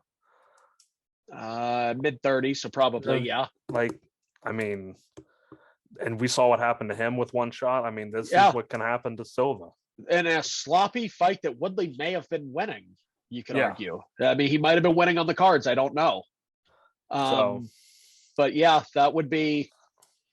I'm excited regardless. Let's go, baby. Problem child. The right hand from God. I also want to see. I mean, obviously everything hasn't come out yet, but I want to see him fight like a 10-round fight. Haven't all of his fights been 8 rounds up until now? I want to see. I think he actually might have had a 4-round fight against not Nate Robinson, the dude before him, the YouTuber that he fought. Okay.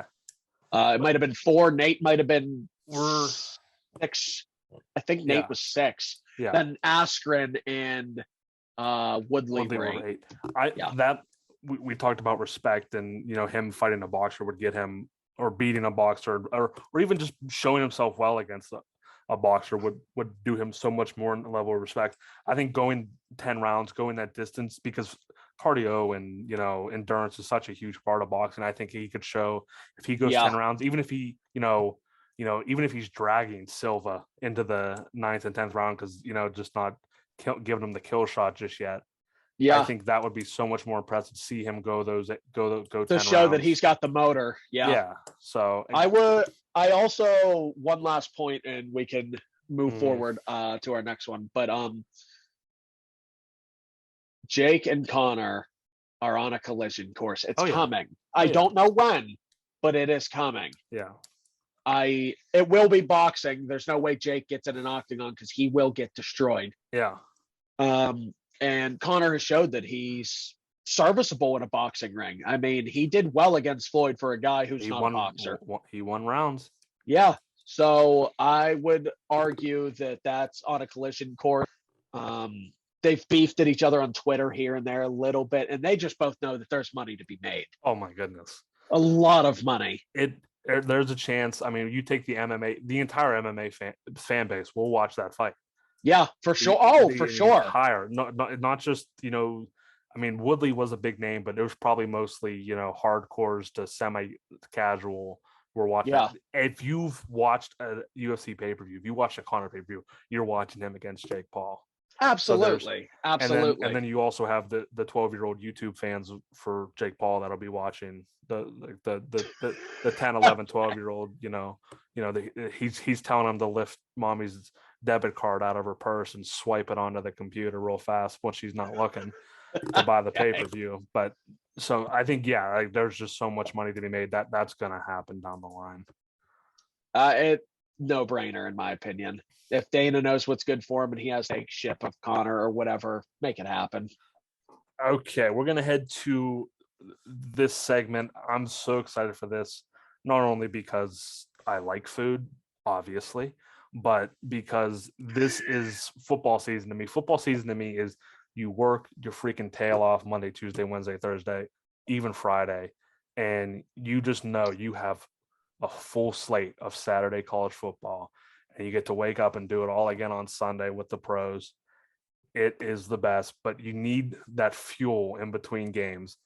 You need to have solid food options. You need to have, I'll eat PB&J sandwiches throughout the week. I'll buy a $3 loaf of Schwabels and some Jif and be fine throughout the week. If I can have good food on the weekends watching college football. So we're going to do a draft. We've already we already did the order. I'm going to go first. Hunter's going to go second, and we'll just rotate like that. And then next time we do a draft, he'll go first and whatnot. So everyone's on the same page. It is the draft of tailgate/football watching food. Now, is this 5 rounds or this is 5? Yes, 5 rounds. Okay. back and forth. And I might as well kick it off. The number 1 overall draft pick is nachos. Nachos, Okay. you can do so much with nachos.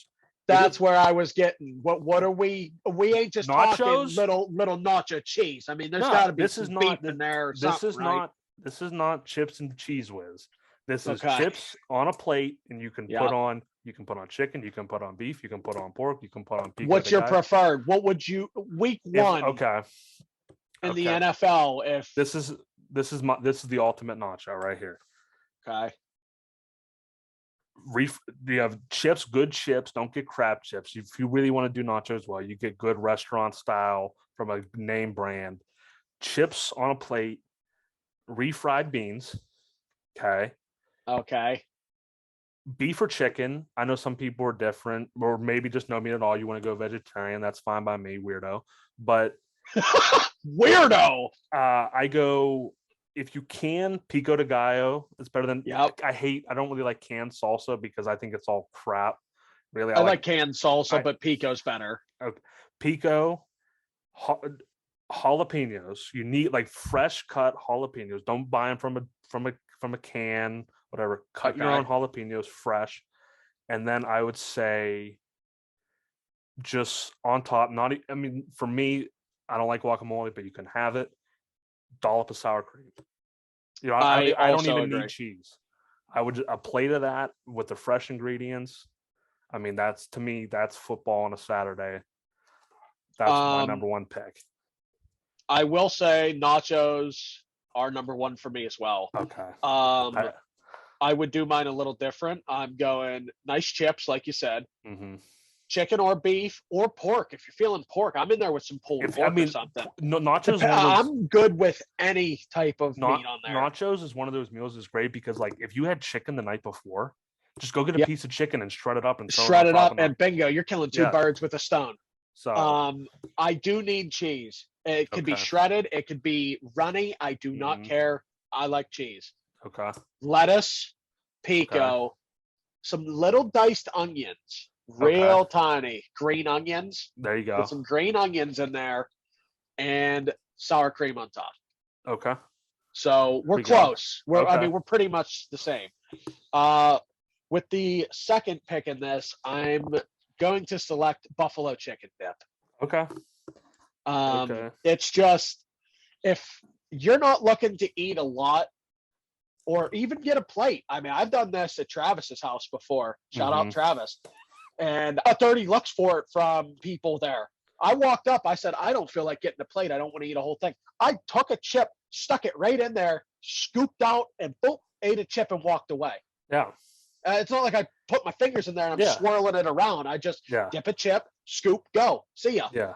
And so buffalo chicken dip is the classic. You could eat a lot of it. You could eat a little of it. You could eat it with stuff.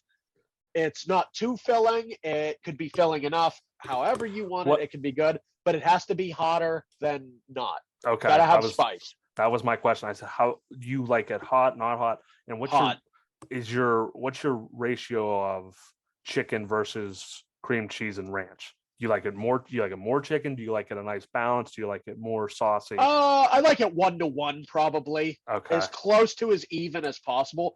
If I had to pick one or the other, I would say more chicken than the ranch and the cream cheese. The only thing buffalo chicken dip, some people can mess it up, is when they put in too much cheese. Yeah. Absolutely. I've had it before where people put in too much cheese and it's just like, I'm just eating cheese. I didn't get a piece of chicken on there and like it just takes the thing out completely. I mean, it's not hard either, people. Like, we're talking a crock pot.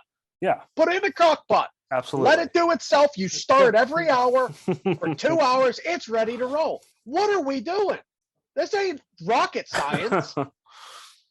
Okay. Idiots. We'll kick off the second round on this side. Can't believe it got to us. Chicken wings.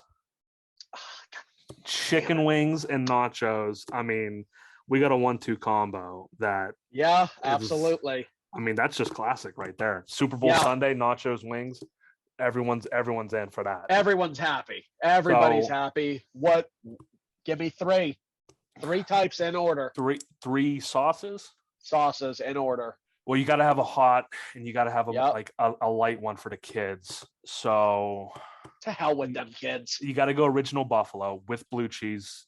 Don't eat ranch, Okay. kids. Get off the Okay. ranch kick. You got to get into blue cheese. Be an adult. I disagree highly. Blue No. cheese sucks, but you got, well, it also has to, like, where are you getting your blue cheese from? You just getting blue cheese from the grocery store? You got to. I'm just not getting it. Okay, well, that's what I mean. You probably had, yeah, you probably went over to what's the one up on Frankie Eyes and got, you know. I'm going to Frankie's. Yeah, you're getting blue cheese from Frankie Eyes that's like bubbling out of something from Harry Potter or something. Okay. So So we got a buffalo with blue cheese. Buffalo with blue cheese. For the kids, I'd maybe say like garlic parm, something nice choice. And light with good flavor. Garlic parm or a barbecue. That's what I was. Barbecue wings? No, not with wings. No, you can do barbecue. You can do barbecue separate, but not barbecue wings. Any type of barbecue or just barbecue, straight barbecue? Like, do you feel that way about like honey barbecue, spicy barbecue?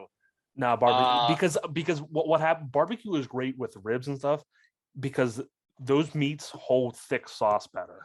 I feel like when you have a little like a wing like this and it's just caked in a thing of sauce, it's too much. Yeah, that's like fair. When there's like that much sauce sticking off the wing, it's just like, what are we doing here? You know, a nice buffalo sauce just kind of soaks into the skin of the wing and sits nice and even. Barbecue wings, no, thank you. And the last one, gotta hit it and hit it good. I'll go lemon pepper. Lemon pepper is. I was stuck between that and Louisiana liquor because those were the two. If I'm looking, I'm always going Louisiana liquor, lemon pepper. Lemon pepper, it's just a fastball. It's most people like lemon, and even if they don't, they can balance it out. The pepper flavor kind of balances it out. So lemon pepper wings. So we got buffalo, lemon pepper, garlic parm. I mean, can't believe we got chicken wings in the second round, but thank you for that one. I'm a buff chick dip guy. I'm shocked you took nachos in the first, to be fair. Well, didn't you say you had them 1-1? I have. I'm just shocked that you did also. Okay. I didn't think that it was going. I thought buffalo chicken dip would go. No, nachos are the ultimate because it's one of those things like even wings. You're eating a wing, you can't really put it down. Yeah. You eat one chip and then you can just chill for a second if you want to. Wings are a process so go ahead with your second pick there. This one's simple. You show up last minute, it's a last minute get together at a buddy's house. There's a couple of you, there ain't nothing there. Like the wife ain't there to cook nothing, or they don't feel like making anything. Call and order a couple pizzas. How can you go wrong with pizza? We had pizza a little bit down the list, but that's a solid pick. How do you go wrong with pizzas? Hey guys, I'm showing up in 10 minutes. Game kickoffs in 15. Let's order some pizzas. I'll Venmo you. Yeah, like, it's that simple. Yeah. Now where you get it from, that can matter. Okay. That can matter. All right, we're obviously Washington, PA. Top two places. You got them on speed dial. You said we need pizza here in 15 minutes. Who are you calling? For it to be fast or to be good? To be good. We're talking about quality here.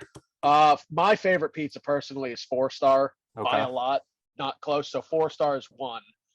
2, I'm going to say Italian Village. Okay. Don't sleep on it. Big slices, little pricey, but it's gas. And they got a lot of different pizzas. They got specialties.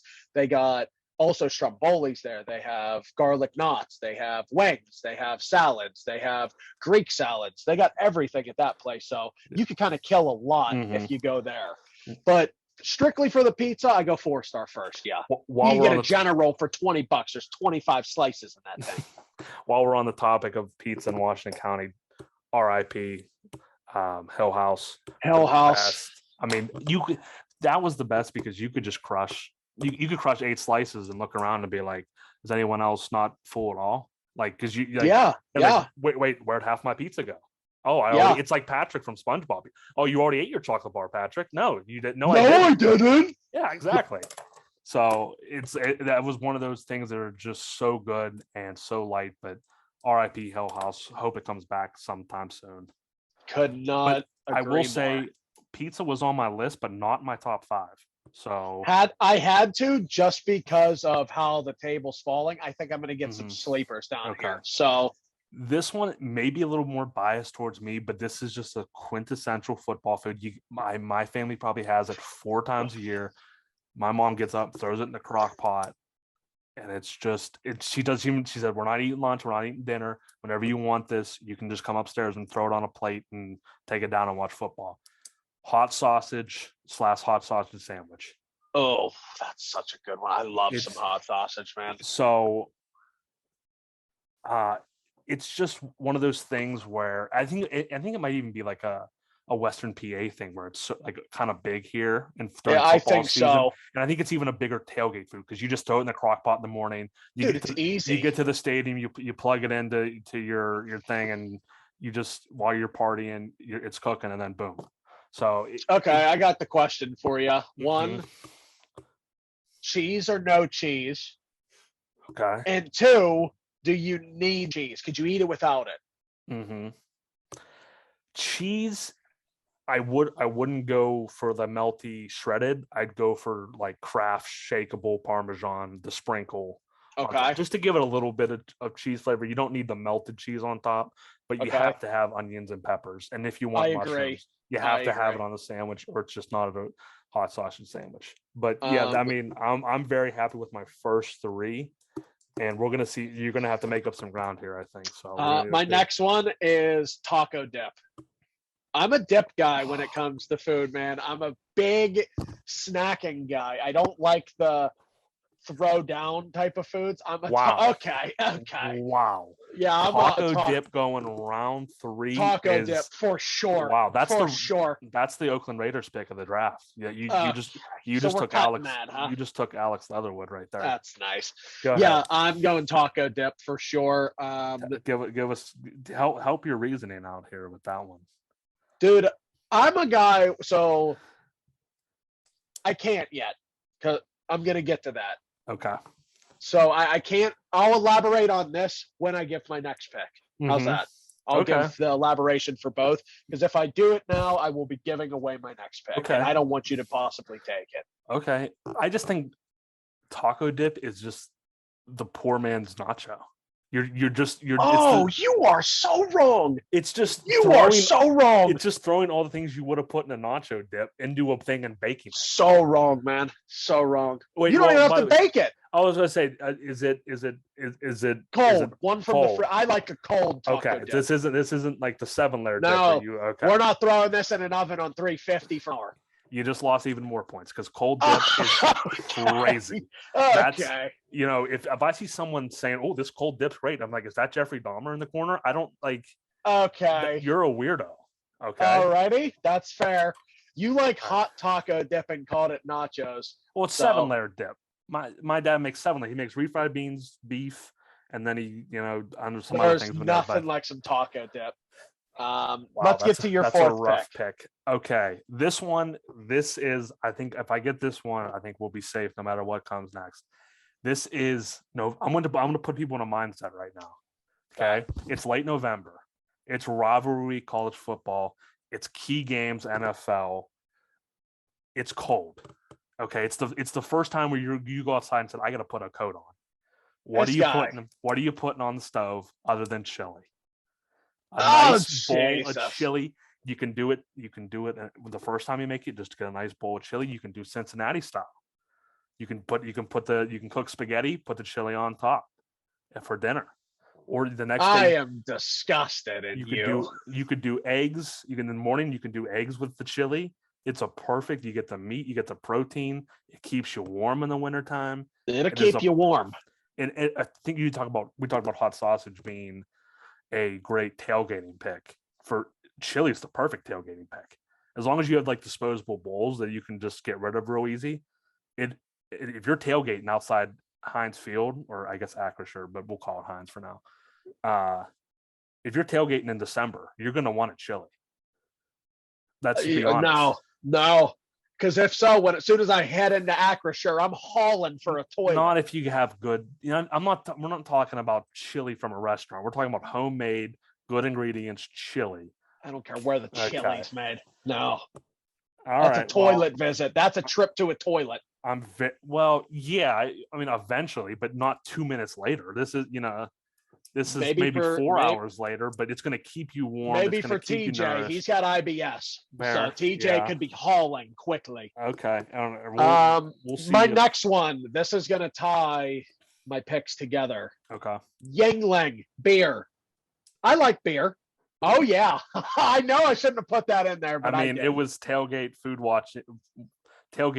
watching Beer. food, but I mean, that is beer. Beer. I'd probably rather drink the beer than eat. Truly. Yingling specifically, I could get down with some ICs, some Millers. You're on the right track though. You picked it. It's a bold choice. But the two that you said, Yingling and IC are great football watching beers. Bingo. I mean, okay. So I will say that.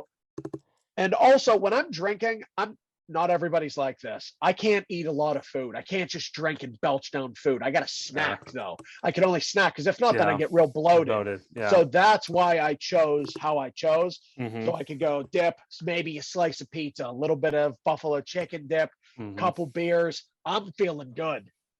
So Yingling, IC like mangoes, Miller Lite, Bud Light, Coors Light is dog water. I mean, okay, so wait, you're piss puddles. So you're just taking beer. You're not just taking Yingling. You're taking beer. Beer in general. I will drink any beer before I choose any food. Okay. Yeah. I'll drink Pabst Blue. I think you're wrong for picking it because it's not a food, but I like the way you argued it, so I'm going to give it to you. I'll take that. I made a good enough point to get that. I'll take. This is the last round. This is the last round. Can't believe it's still there. If you got people over to watch football, a 6-foot party hoagie. You do the slice. You do like the little 3-inch slice, and you just keep cutting it as the party goes on. It gets shorter and shorter. You say, "Hey, I know I had 2 pieces like 3 hours ago, but that thing's almost over, and Johnny's eyeing it up. I got to go over there and get me a slice." So the 6-foot party sub, I'd probably go Italian. Good pick. But cold or hot? Cold or hot? Cold cut. Not a boy. Cold cut. But not a boy. You got to do it with you got to have some nice hot peppers to go with it because you can't put them on it, but you have them on the side or something to make it real nice. But the thing I'm a banana pepper guy on it. Throw some banana peppers on there. It's not too hot or nothing. It's just a nice little crunch. You go get like some nice hot, like a Jimmy John's hot pepper or something like that. That's more what I'm thinking. That and then you got to do it real nice. I don't know how. I think if it comes just with the meat and cheese, you have to have the toppings. You got to have the lettuce. You got to have the tomatoes. You got to have the onions. Fair. Do it up. I agree. And let people make their own. But the hard thing with the party sub and the reason that it's in the 5 spot is because there's just like if you order like a ham and cheese 6-foot party sub, I'm not going to eat that. Ham and cheese sucks. I'm not eating ham and cheese. What am I, 5? Yeah, you do turkey, maybe. You do Italian. You do. I don't even know if they make 6-foot Philly hoagies, but I would. That would get. So. Okay, so that's where you're going. It comes down to the sub choice, the hoagie choice. Gotcha. So we are pretty much right on the right path. Before I do this, let me shout out DP Noah. Okay. This is a shout out to him. It is going to enter my top 5 solely from him. Mm-hmm. Philly cheesesteak sliders on the little Hawaiian buns. Okay. I think you helped your draft. You didn't save it. No, I helped it. Yeah. So Deep helped it actually, because I wouldn't have picked that if it weren't for our fantasy football draft 2 weeks ago. Absolutely. He made these on Travis's. He's got one of them like flat grill. The big, I forget what they're called, man. It's just like a big stovetop type thing. It's the grill. The Blackstone? Blackstone. Thank you. He's went up this steak, and we ain't talking steakums. We're talking steak, like a steak. Peppers, onions, the whole thing. He toasted the Hawaiian buns. He cut them in half, put all the meat, the onions on them, and then put it back together. And dude, they were incredible. So Yeah. that's got to come into my top 5. No, I well mean, done, Noah. I mean, he's the size he is for a reason, the fat hog. But go off. I think you have an eclectic 5 here. I mean, I think mine is your more stereotypical, Super Bowl party, right down the line. I'll just go over. Yeah, my mine's top just 5. an everyday. Mine's just like an everyday Sunday watching the Steelers get decimated week 1 in Cincinnati. Yeah. That's what mine is. Yeah, yours is very more like original. I think mine is more, creativity. Taking the 5 that I think, if I threw a party, this is what I'd be serving. Type Yeah. thing. I'll run through my 5 real fast. Nachos, chicken wings, a hot sausage sandwich, or just regular hot sausage if you don't want to eat the bun, chili, and the 6-foot hoagie. Yeah, mine's gonna be buffalo chicken dip, pizza, taco dip, beer, more beer, Yeah, okay. and Steve? Philly cheesesteak sliders. Okay. Shout out deep. No, I think I won that. I mean, that's just Debatable. We might have to find a system where people can vote on these. We'll have to post polls or something. Yeah. Because we got to do it anonymously. Like when we finish recording, we'll just do like, hey, this is the list. This is the list. You just vote on which one's better. We're not going to post like, names or whatnot. But no, I like that. I think if you had all 10 items, it would be insane. That's a party. All right, guys, we're here with a little ad break again. For all your fencing needs, I'm going to need you guys to call Western PA Fencing. That's 412-618-8014. They do any job. It does not matter how big your yard is. It doesn't matter if it's a field. It could be a trailer. It does not matter where you live, as far as within this restraint, obviously, or how big your house is. They do anything. They do great work. I cannot recommend them enough. So for all your fencing needs, please call Western PA Fencing. That's 412-618-8014. All right, we're going to be back right now with segment 5. We're going to talk about the big games of college football. We're going to break them down just a little bit. We don't want to take too much more of your time, but we're going to talk about the 5 big games. That's Pitt, West Virginia, Penn State, Purdue, Oregon, Georgia, Cincy, Arkansas, and I mean the big one. I think everyone's interested to see Notre Dame at the Horseshoe. Oh boy, we're going to kick it off. I'll start off with Pitt, West Virginia. I mean, I got Pitt -7.5. Pitt is a program. If you're talking about terms of roller coasters, you're at the point with Pitt where they're just starting to creep right over that crest, right? When you get to that top of that highest point of the roller coaster and they're peeking out over. So that's where they're at. And West Virginia is still on that climb. They have pieces. JT Daniels, he's not going to be bad. He's going to be fine. But they're just not on Pitt's level right now. So I got Pitt -7.5. I think it's a good game. I think it's competitive for the first half. I think Pitt starts to pull away with that defense and that defensive line in the second half. What are your thoughts on that? I have West Virginia +7.5. I'm kidding. Am I stupid? No, it's Pitt -7.5. West Virginia sucks. They suck. Suck. They're terrible. Yeah, Neil That's Brown. all I have to say. Bingo. Pitt -7.5. Hammer it. West Virginia fans swear by Neil Brown, and his 17 and 18 mark over his time there is just not good. That's not at all. West Virginia fans expect a lot more, and especially in a Big 12 conference that hasn't been that deep of recent. It's not good. Not at all. So we're gonna go into Penn State and Purdue. Penn State's a fine team. I don't have any problem with other sides of it that I hate Joe Paterno and everything Penn State stands for. They're a fine team. Sean Clifford's a great quarterback. He lost his number 1 target in Dotson to the NFL, and Purdue is this is their year. I talked about that before.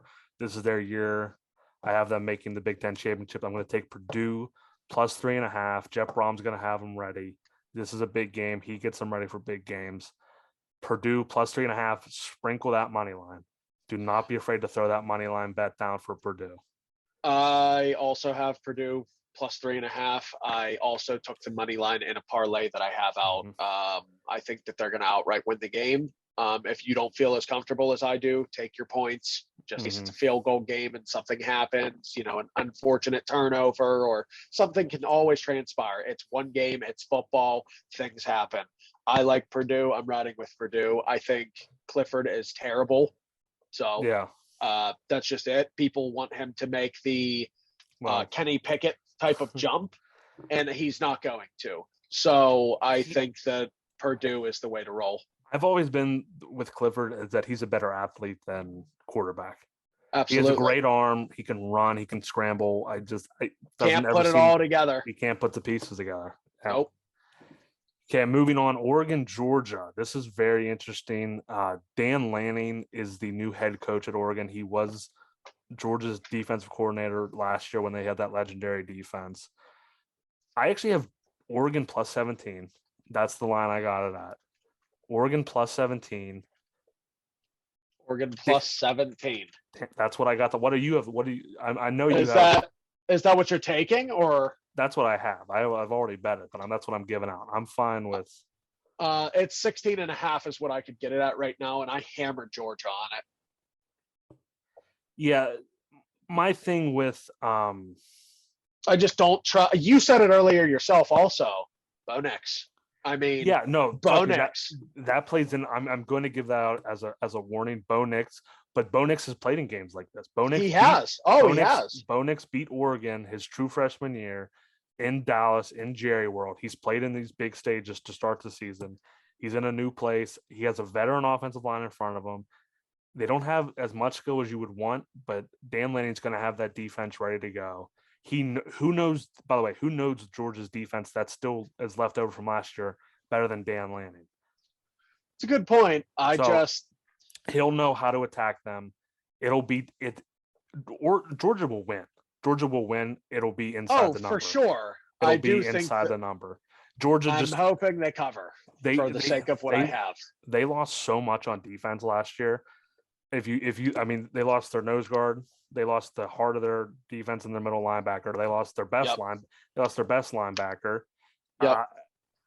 I don't know how they can replace all that and still be that same team. So right out of the gate, take Oregon plus 17. Your thoughts on the game? Georgia is going to smash Oregon. Is just my opinion. I don't think Oregon's good. Like I told you, the Pac stinks, and they're not a top 2 team in it. Georgia, I don't know if you can make the same argument. No matter who you got, whether it's A&M, Alabama, or Georgia, I'm assuming you and I will both put Georgia in our top 2. I had Bama out just because I hate them, and you had Georgia in as well. So we both had Georgia in our top 2 in the SEC, right? Mm-hmm. So I have to go with Georgia. If they don't cover, would I be surprised? No, I wouldn't. I anticipate that they will, though. I think that they're going to come out swinging. They're the returning champions. They're going to come out and show, like, here we are again. We lost all these guys in the draft, but guess what? We got more. Next game is Cincinnati at Arkansas. The last year's Cinderella of the college football playoff, Cincinnati travels down south to an SEC team that is on the rise. This is another team. I didn't really talk about them so far yet. Just like Purdue, just like NC State, this is a team that's peaking. This is their year. If they want to make a run at things, they got to push now. KJ Jefferson at quarterback, he is a Walmart Cam Newton. He doesn't have the long distance speed that Cam Newton had, but he's a big body. He can throw it anywhere on the field. He can run in between the tackles for short yardage or at the goal line.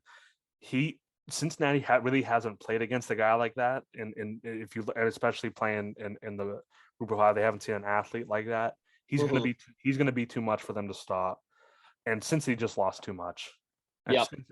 And also Cincinnati's going into an environment in Arkansas where this team is so hungry for an SEC West title, or just to have a year where they're threatening for the SEC West title.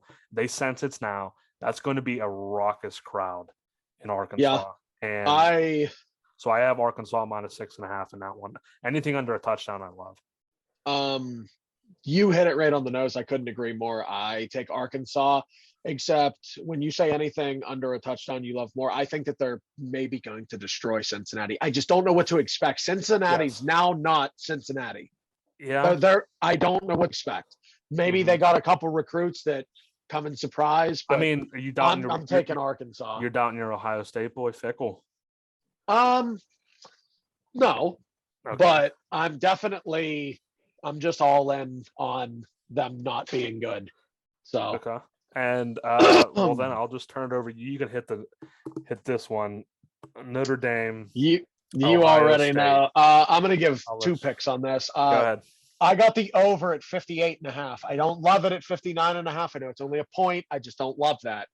I like the over at 58.5 Hmm. a lot. I would absolutely take Ohio State minus 17.5 against Notre Dame. Notre Dame, new head coach, and they always find a way to crumble in the big games. And they're heading to the shoe. Yeah. I mean, this is a recipe for disaster. They're going to start their season off in the worst way possible. They're going to get obliterated by Ohio State. It will not be a competition.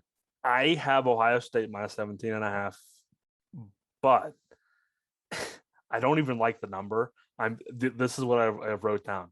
Notre Dame, I hate that they're using this spread as motivation. It was all out of the news today that they're using the 17.5 as I heard motivation. the new coach say that. Yeah. That's a crazy move. That's a move that's either they're going to lose by 75 points or they're going to lose on the last drive of the game. That's a move that highly motivates, or just because I feel like if you put that kind of pressure on the kids, like if they're in the fourth quarter and the game's like 20 points, they're going to be hucking and chucking the ball to try to cover the game. Covering the spread. Yeah. So it could be a bad beat. That is a good point.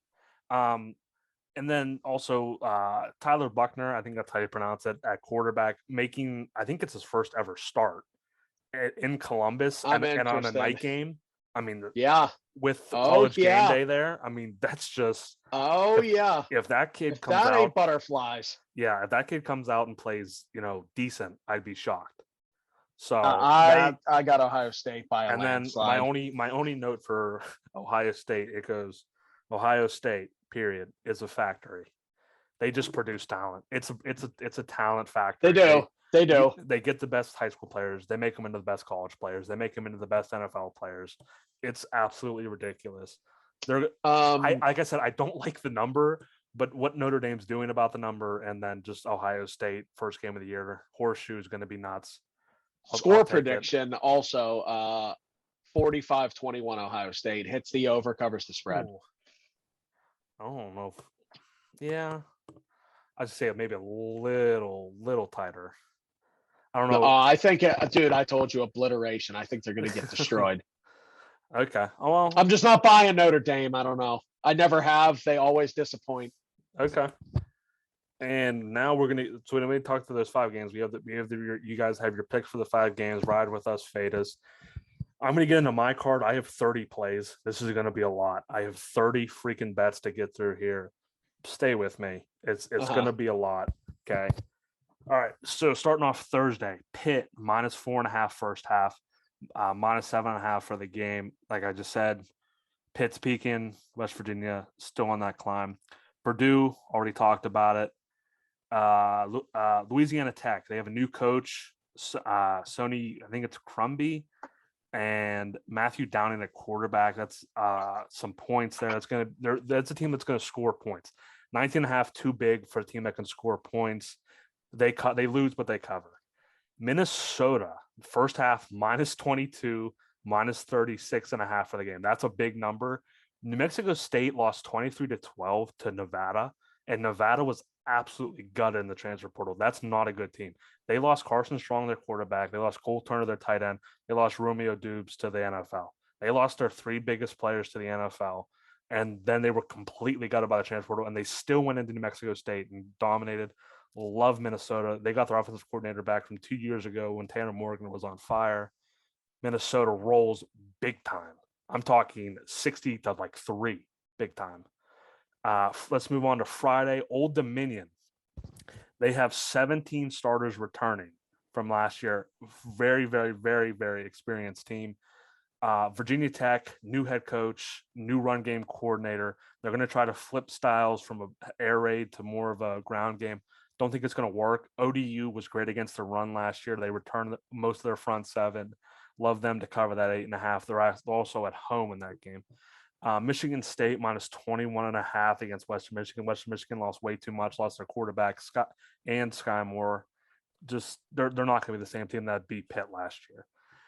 TCU first half minus 7.5, game minus 14. I liked it. I had it at 10.5. I actually bet it at 10.5, and it's moved so much, which makes me feel great. But Colorado, they lost 20 players at the transfer portal. TCU brought in Sonny Dykes from SMU to be their new coach. He's awesome. Love his offense. All right, now into the Saturday slate. NC State minus 11.5. This is I'll give you a little bit of something to worry. This is ECU's Super Bowl. They want to beat. Oh yeah, it is. It for sure is. They want to beat NC State so bad. NC State's just the better team, and ECU is going to try. There's just not going to happen. NC State is one of the top teams in this country. I'll be proven right by the end of the year. Minus 10.5 is great. I even like it at minus 11.5. Maybe not more than 2 touchdowns, but minus 11.5. The GAC game is at ECU. Utah minus 2.5. Utah's a top 10 team. Kyle Whittingham, their head coach, he lives for these type of games. 17 starters return. Utah is going to be super tough this year. Florida's rebuilding. I love the quarterback. Was it Richardson? Is the quarterback? Richardson. Great arm, awesome kid. Don't really think it's going to matter. No.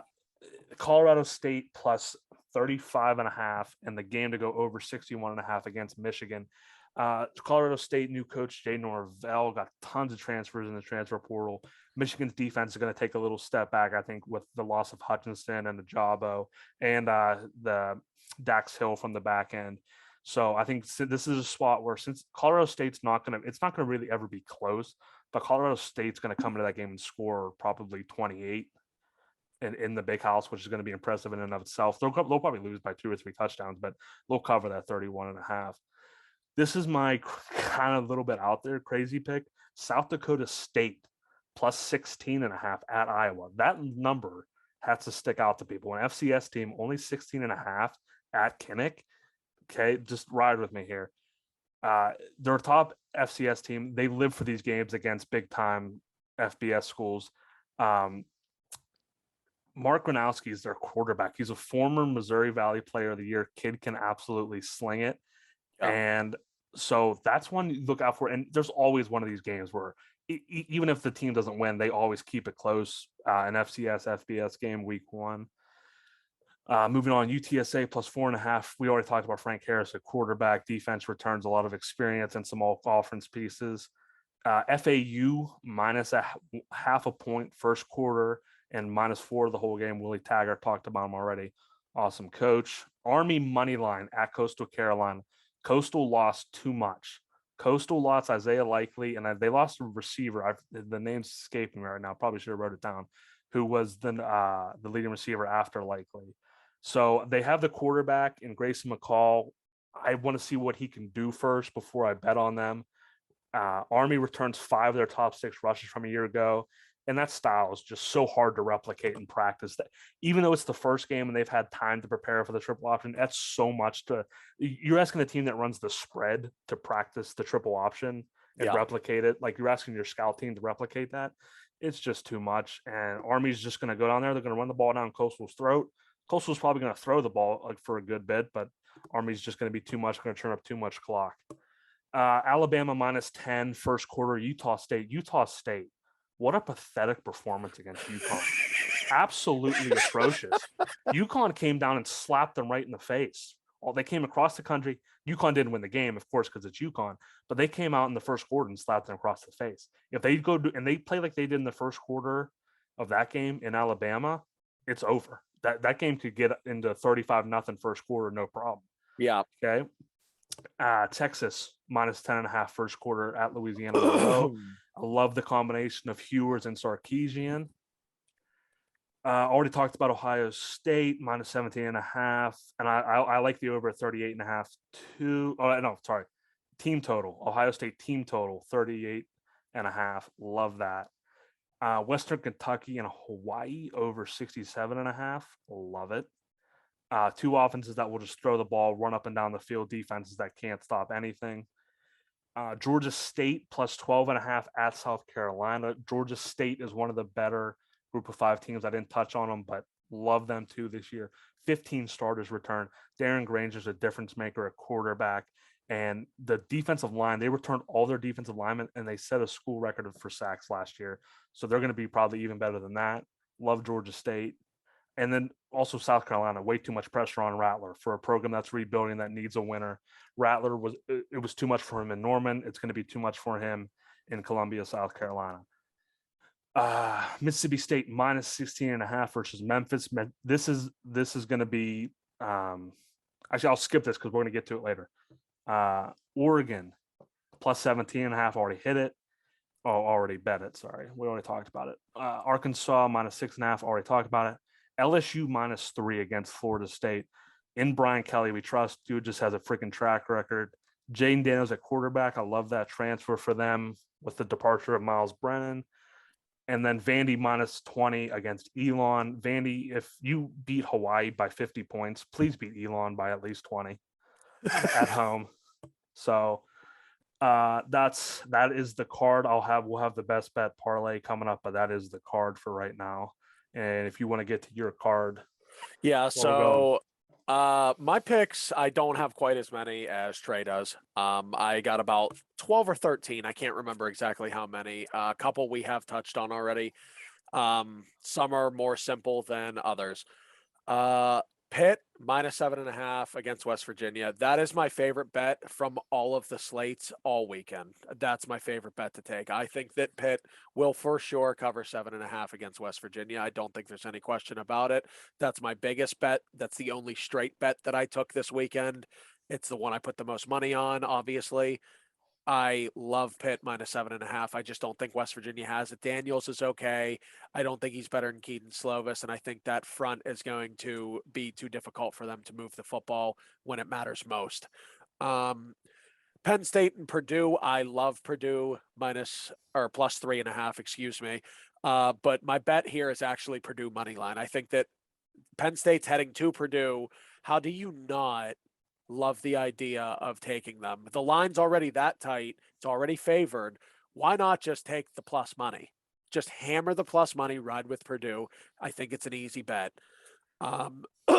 Central Michigan getting 22.5 versus Oklahoma State. I get it. They're going to Oklahoma State. Oklahoma State's ranked 12th. I'm not buying them though. Central Michigan's tough. They are tough. 22.5 is a lot to lay. I'm taking Central Michigan. I don't know how that one's going to pan out. Little nervous about it. It could go either way. I feel like I could see Central Michigan losing by 40. I could see them keeping it close all game and covering with ease and not even making you sweat about it. TCU minus 13.5 versus Colorado. I like TCU a lot. I think that they're going to be very good this year. I think Colorado's just kind of weak.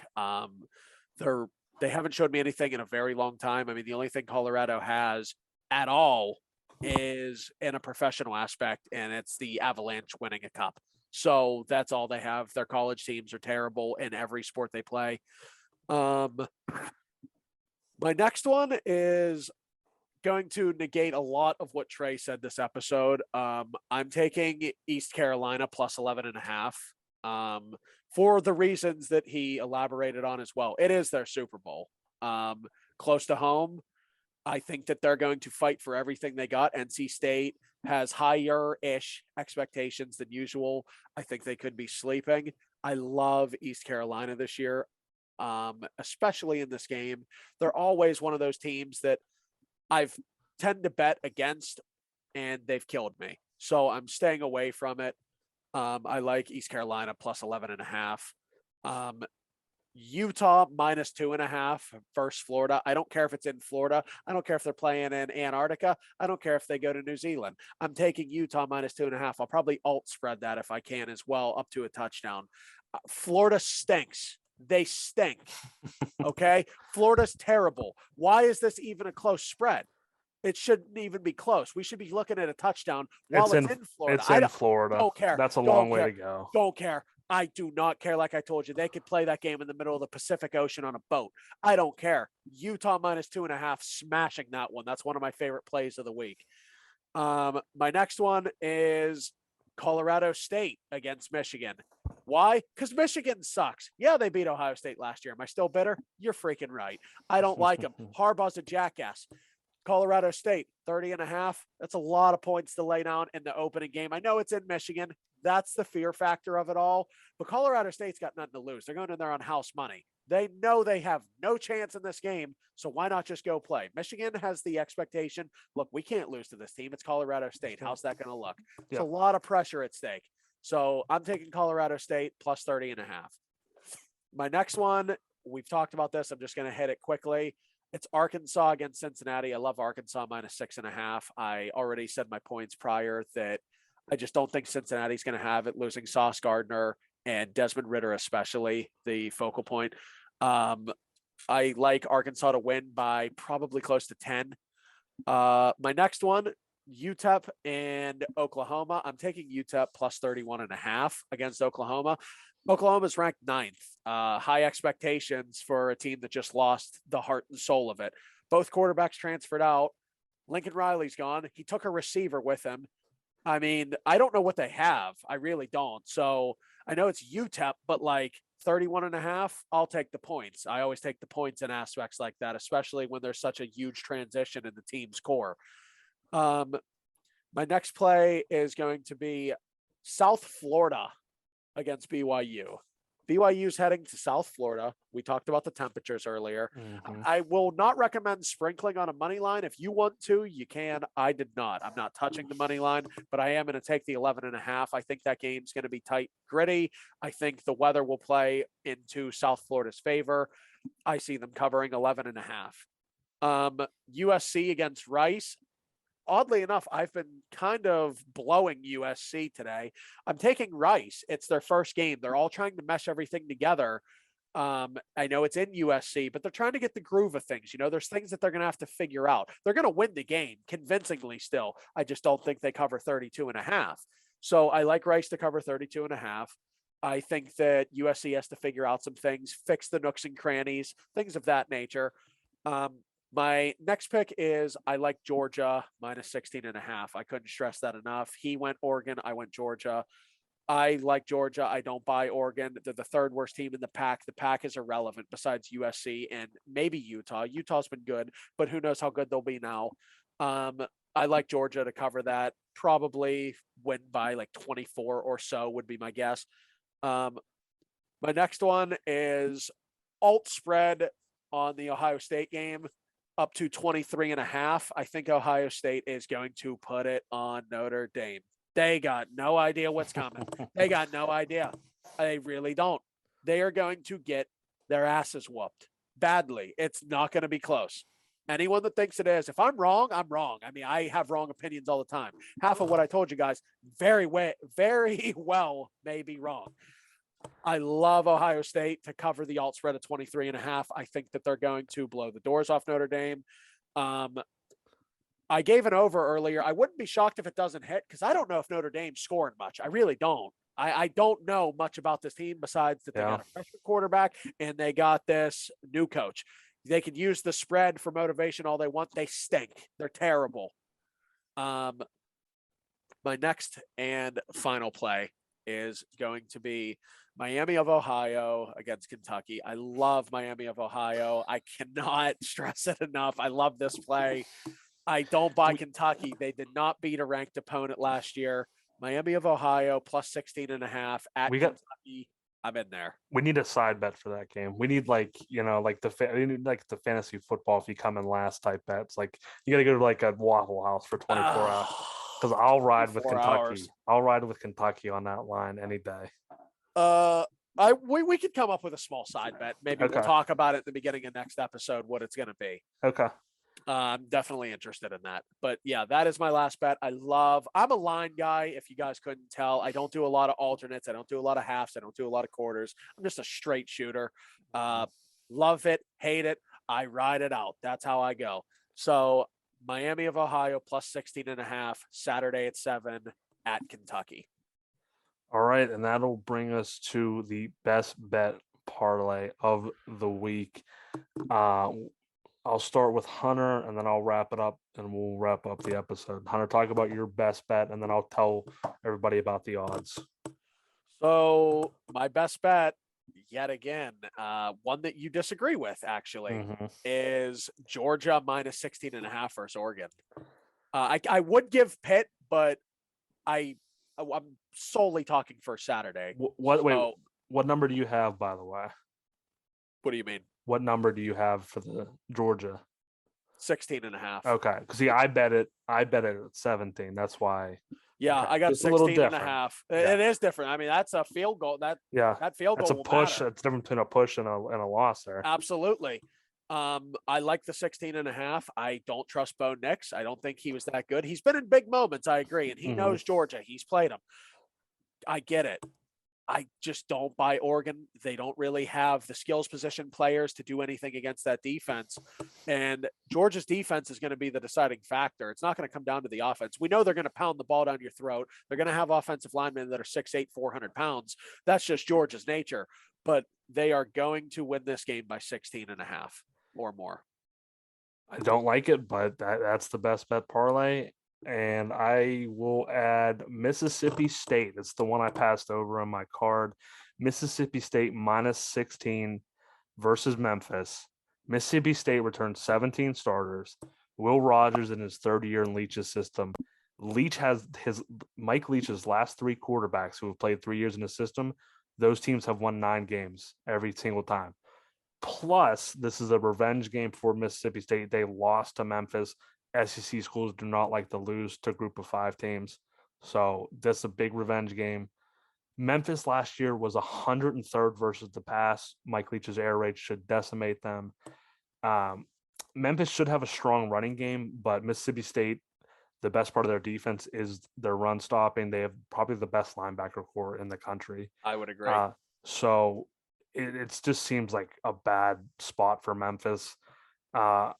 I think Mississippi State, I think it might be probably around 20 in the first half, and then if Mississippi State's up by 20 or 21 at the half, don't even worry about the second half because it'll just roll. They'll just continue to keep it on the pressure with that air raid offense, where Rogers will end up with 500 yards passing.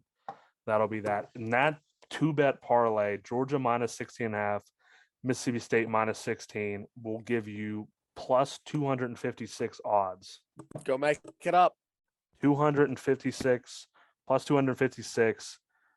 You bet, let's see here. You bet Hundo. It's 256 and 92 cents. Nice pretty chunk of change there on the sports book. Well, we just want to thank you guys for listening to the inaugural episode of the Pack Boys Pod. Absolutely. I had a lot of fun. Talked a lot of sports. I did as well. We will be back with probably Sunday or probably more Monday. We'll have responses to these picks, to what went on in college football, and we'll also have our breakdown of the NFL season coming forward. NFL slate's coming, and anyone that does listen to this, we do really appreciate it. Thank you. Like, share, subscribe. See you guys. Peace.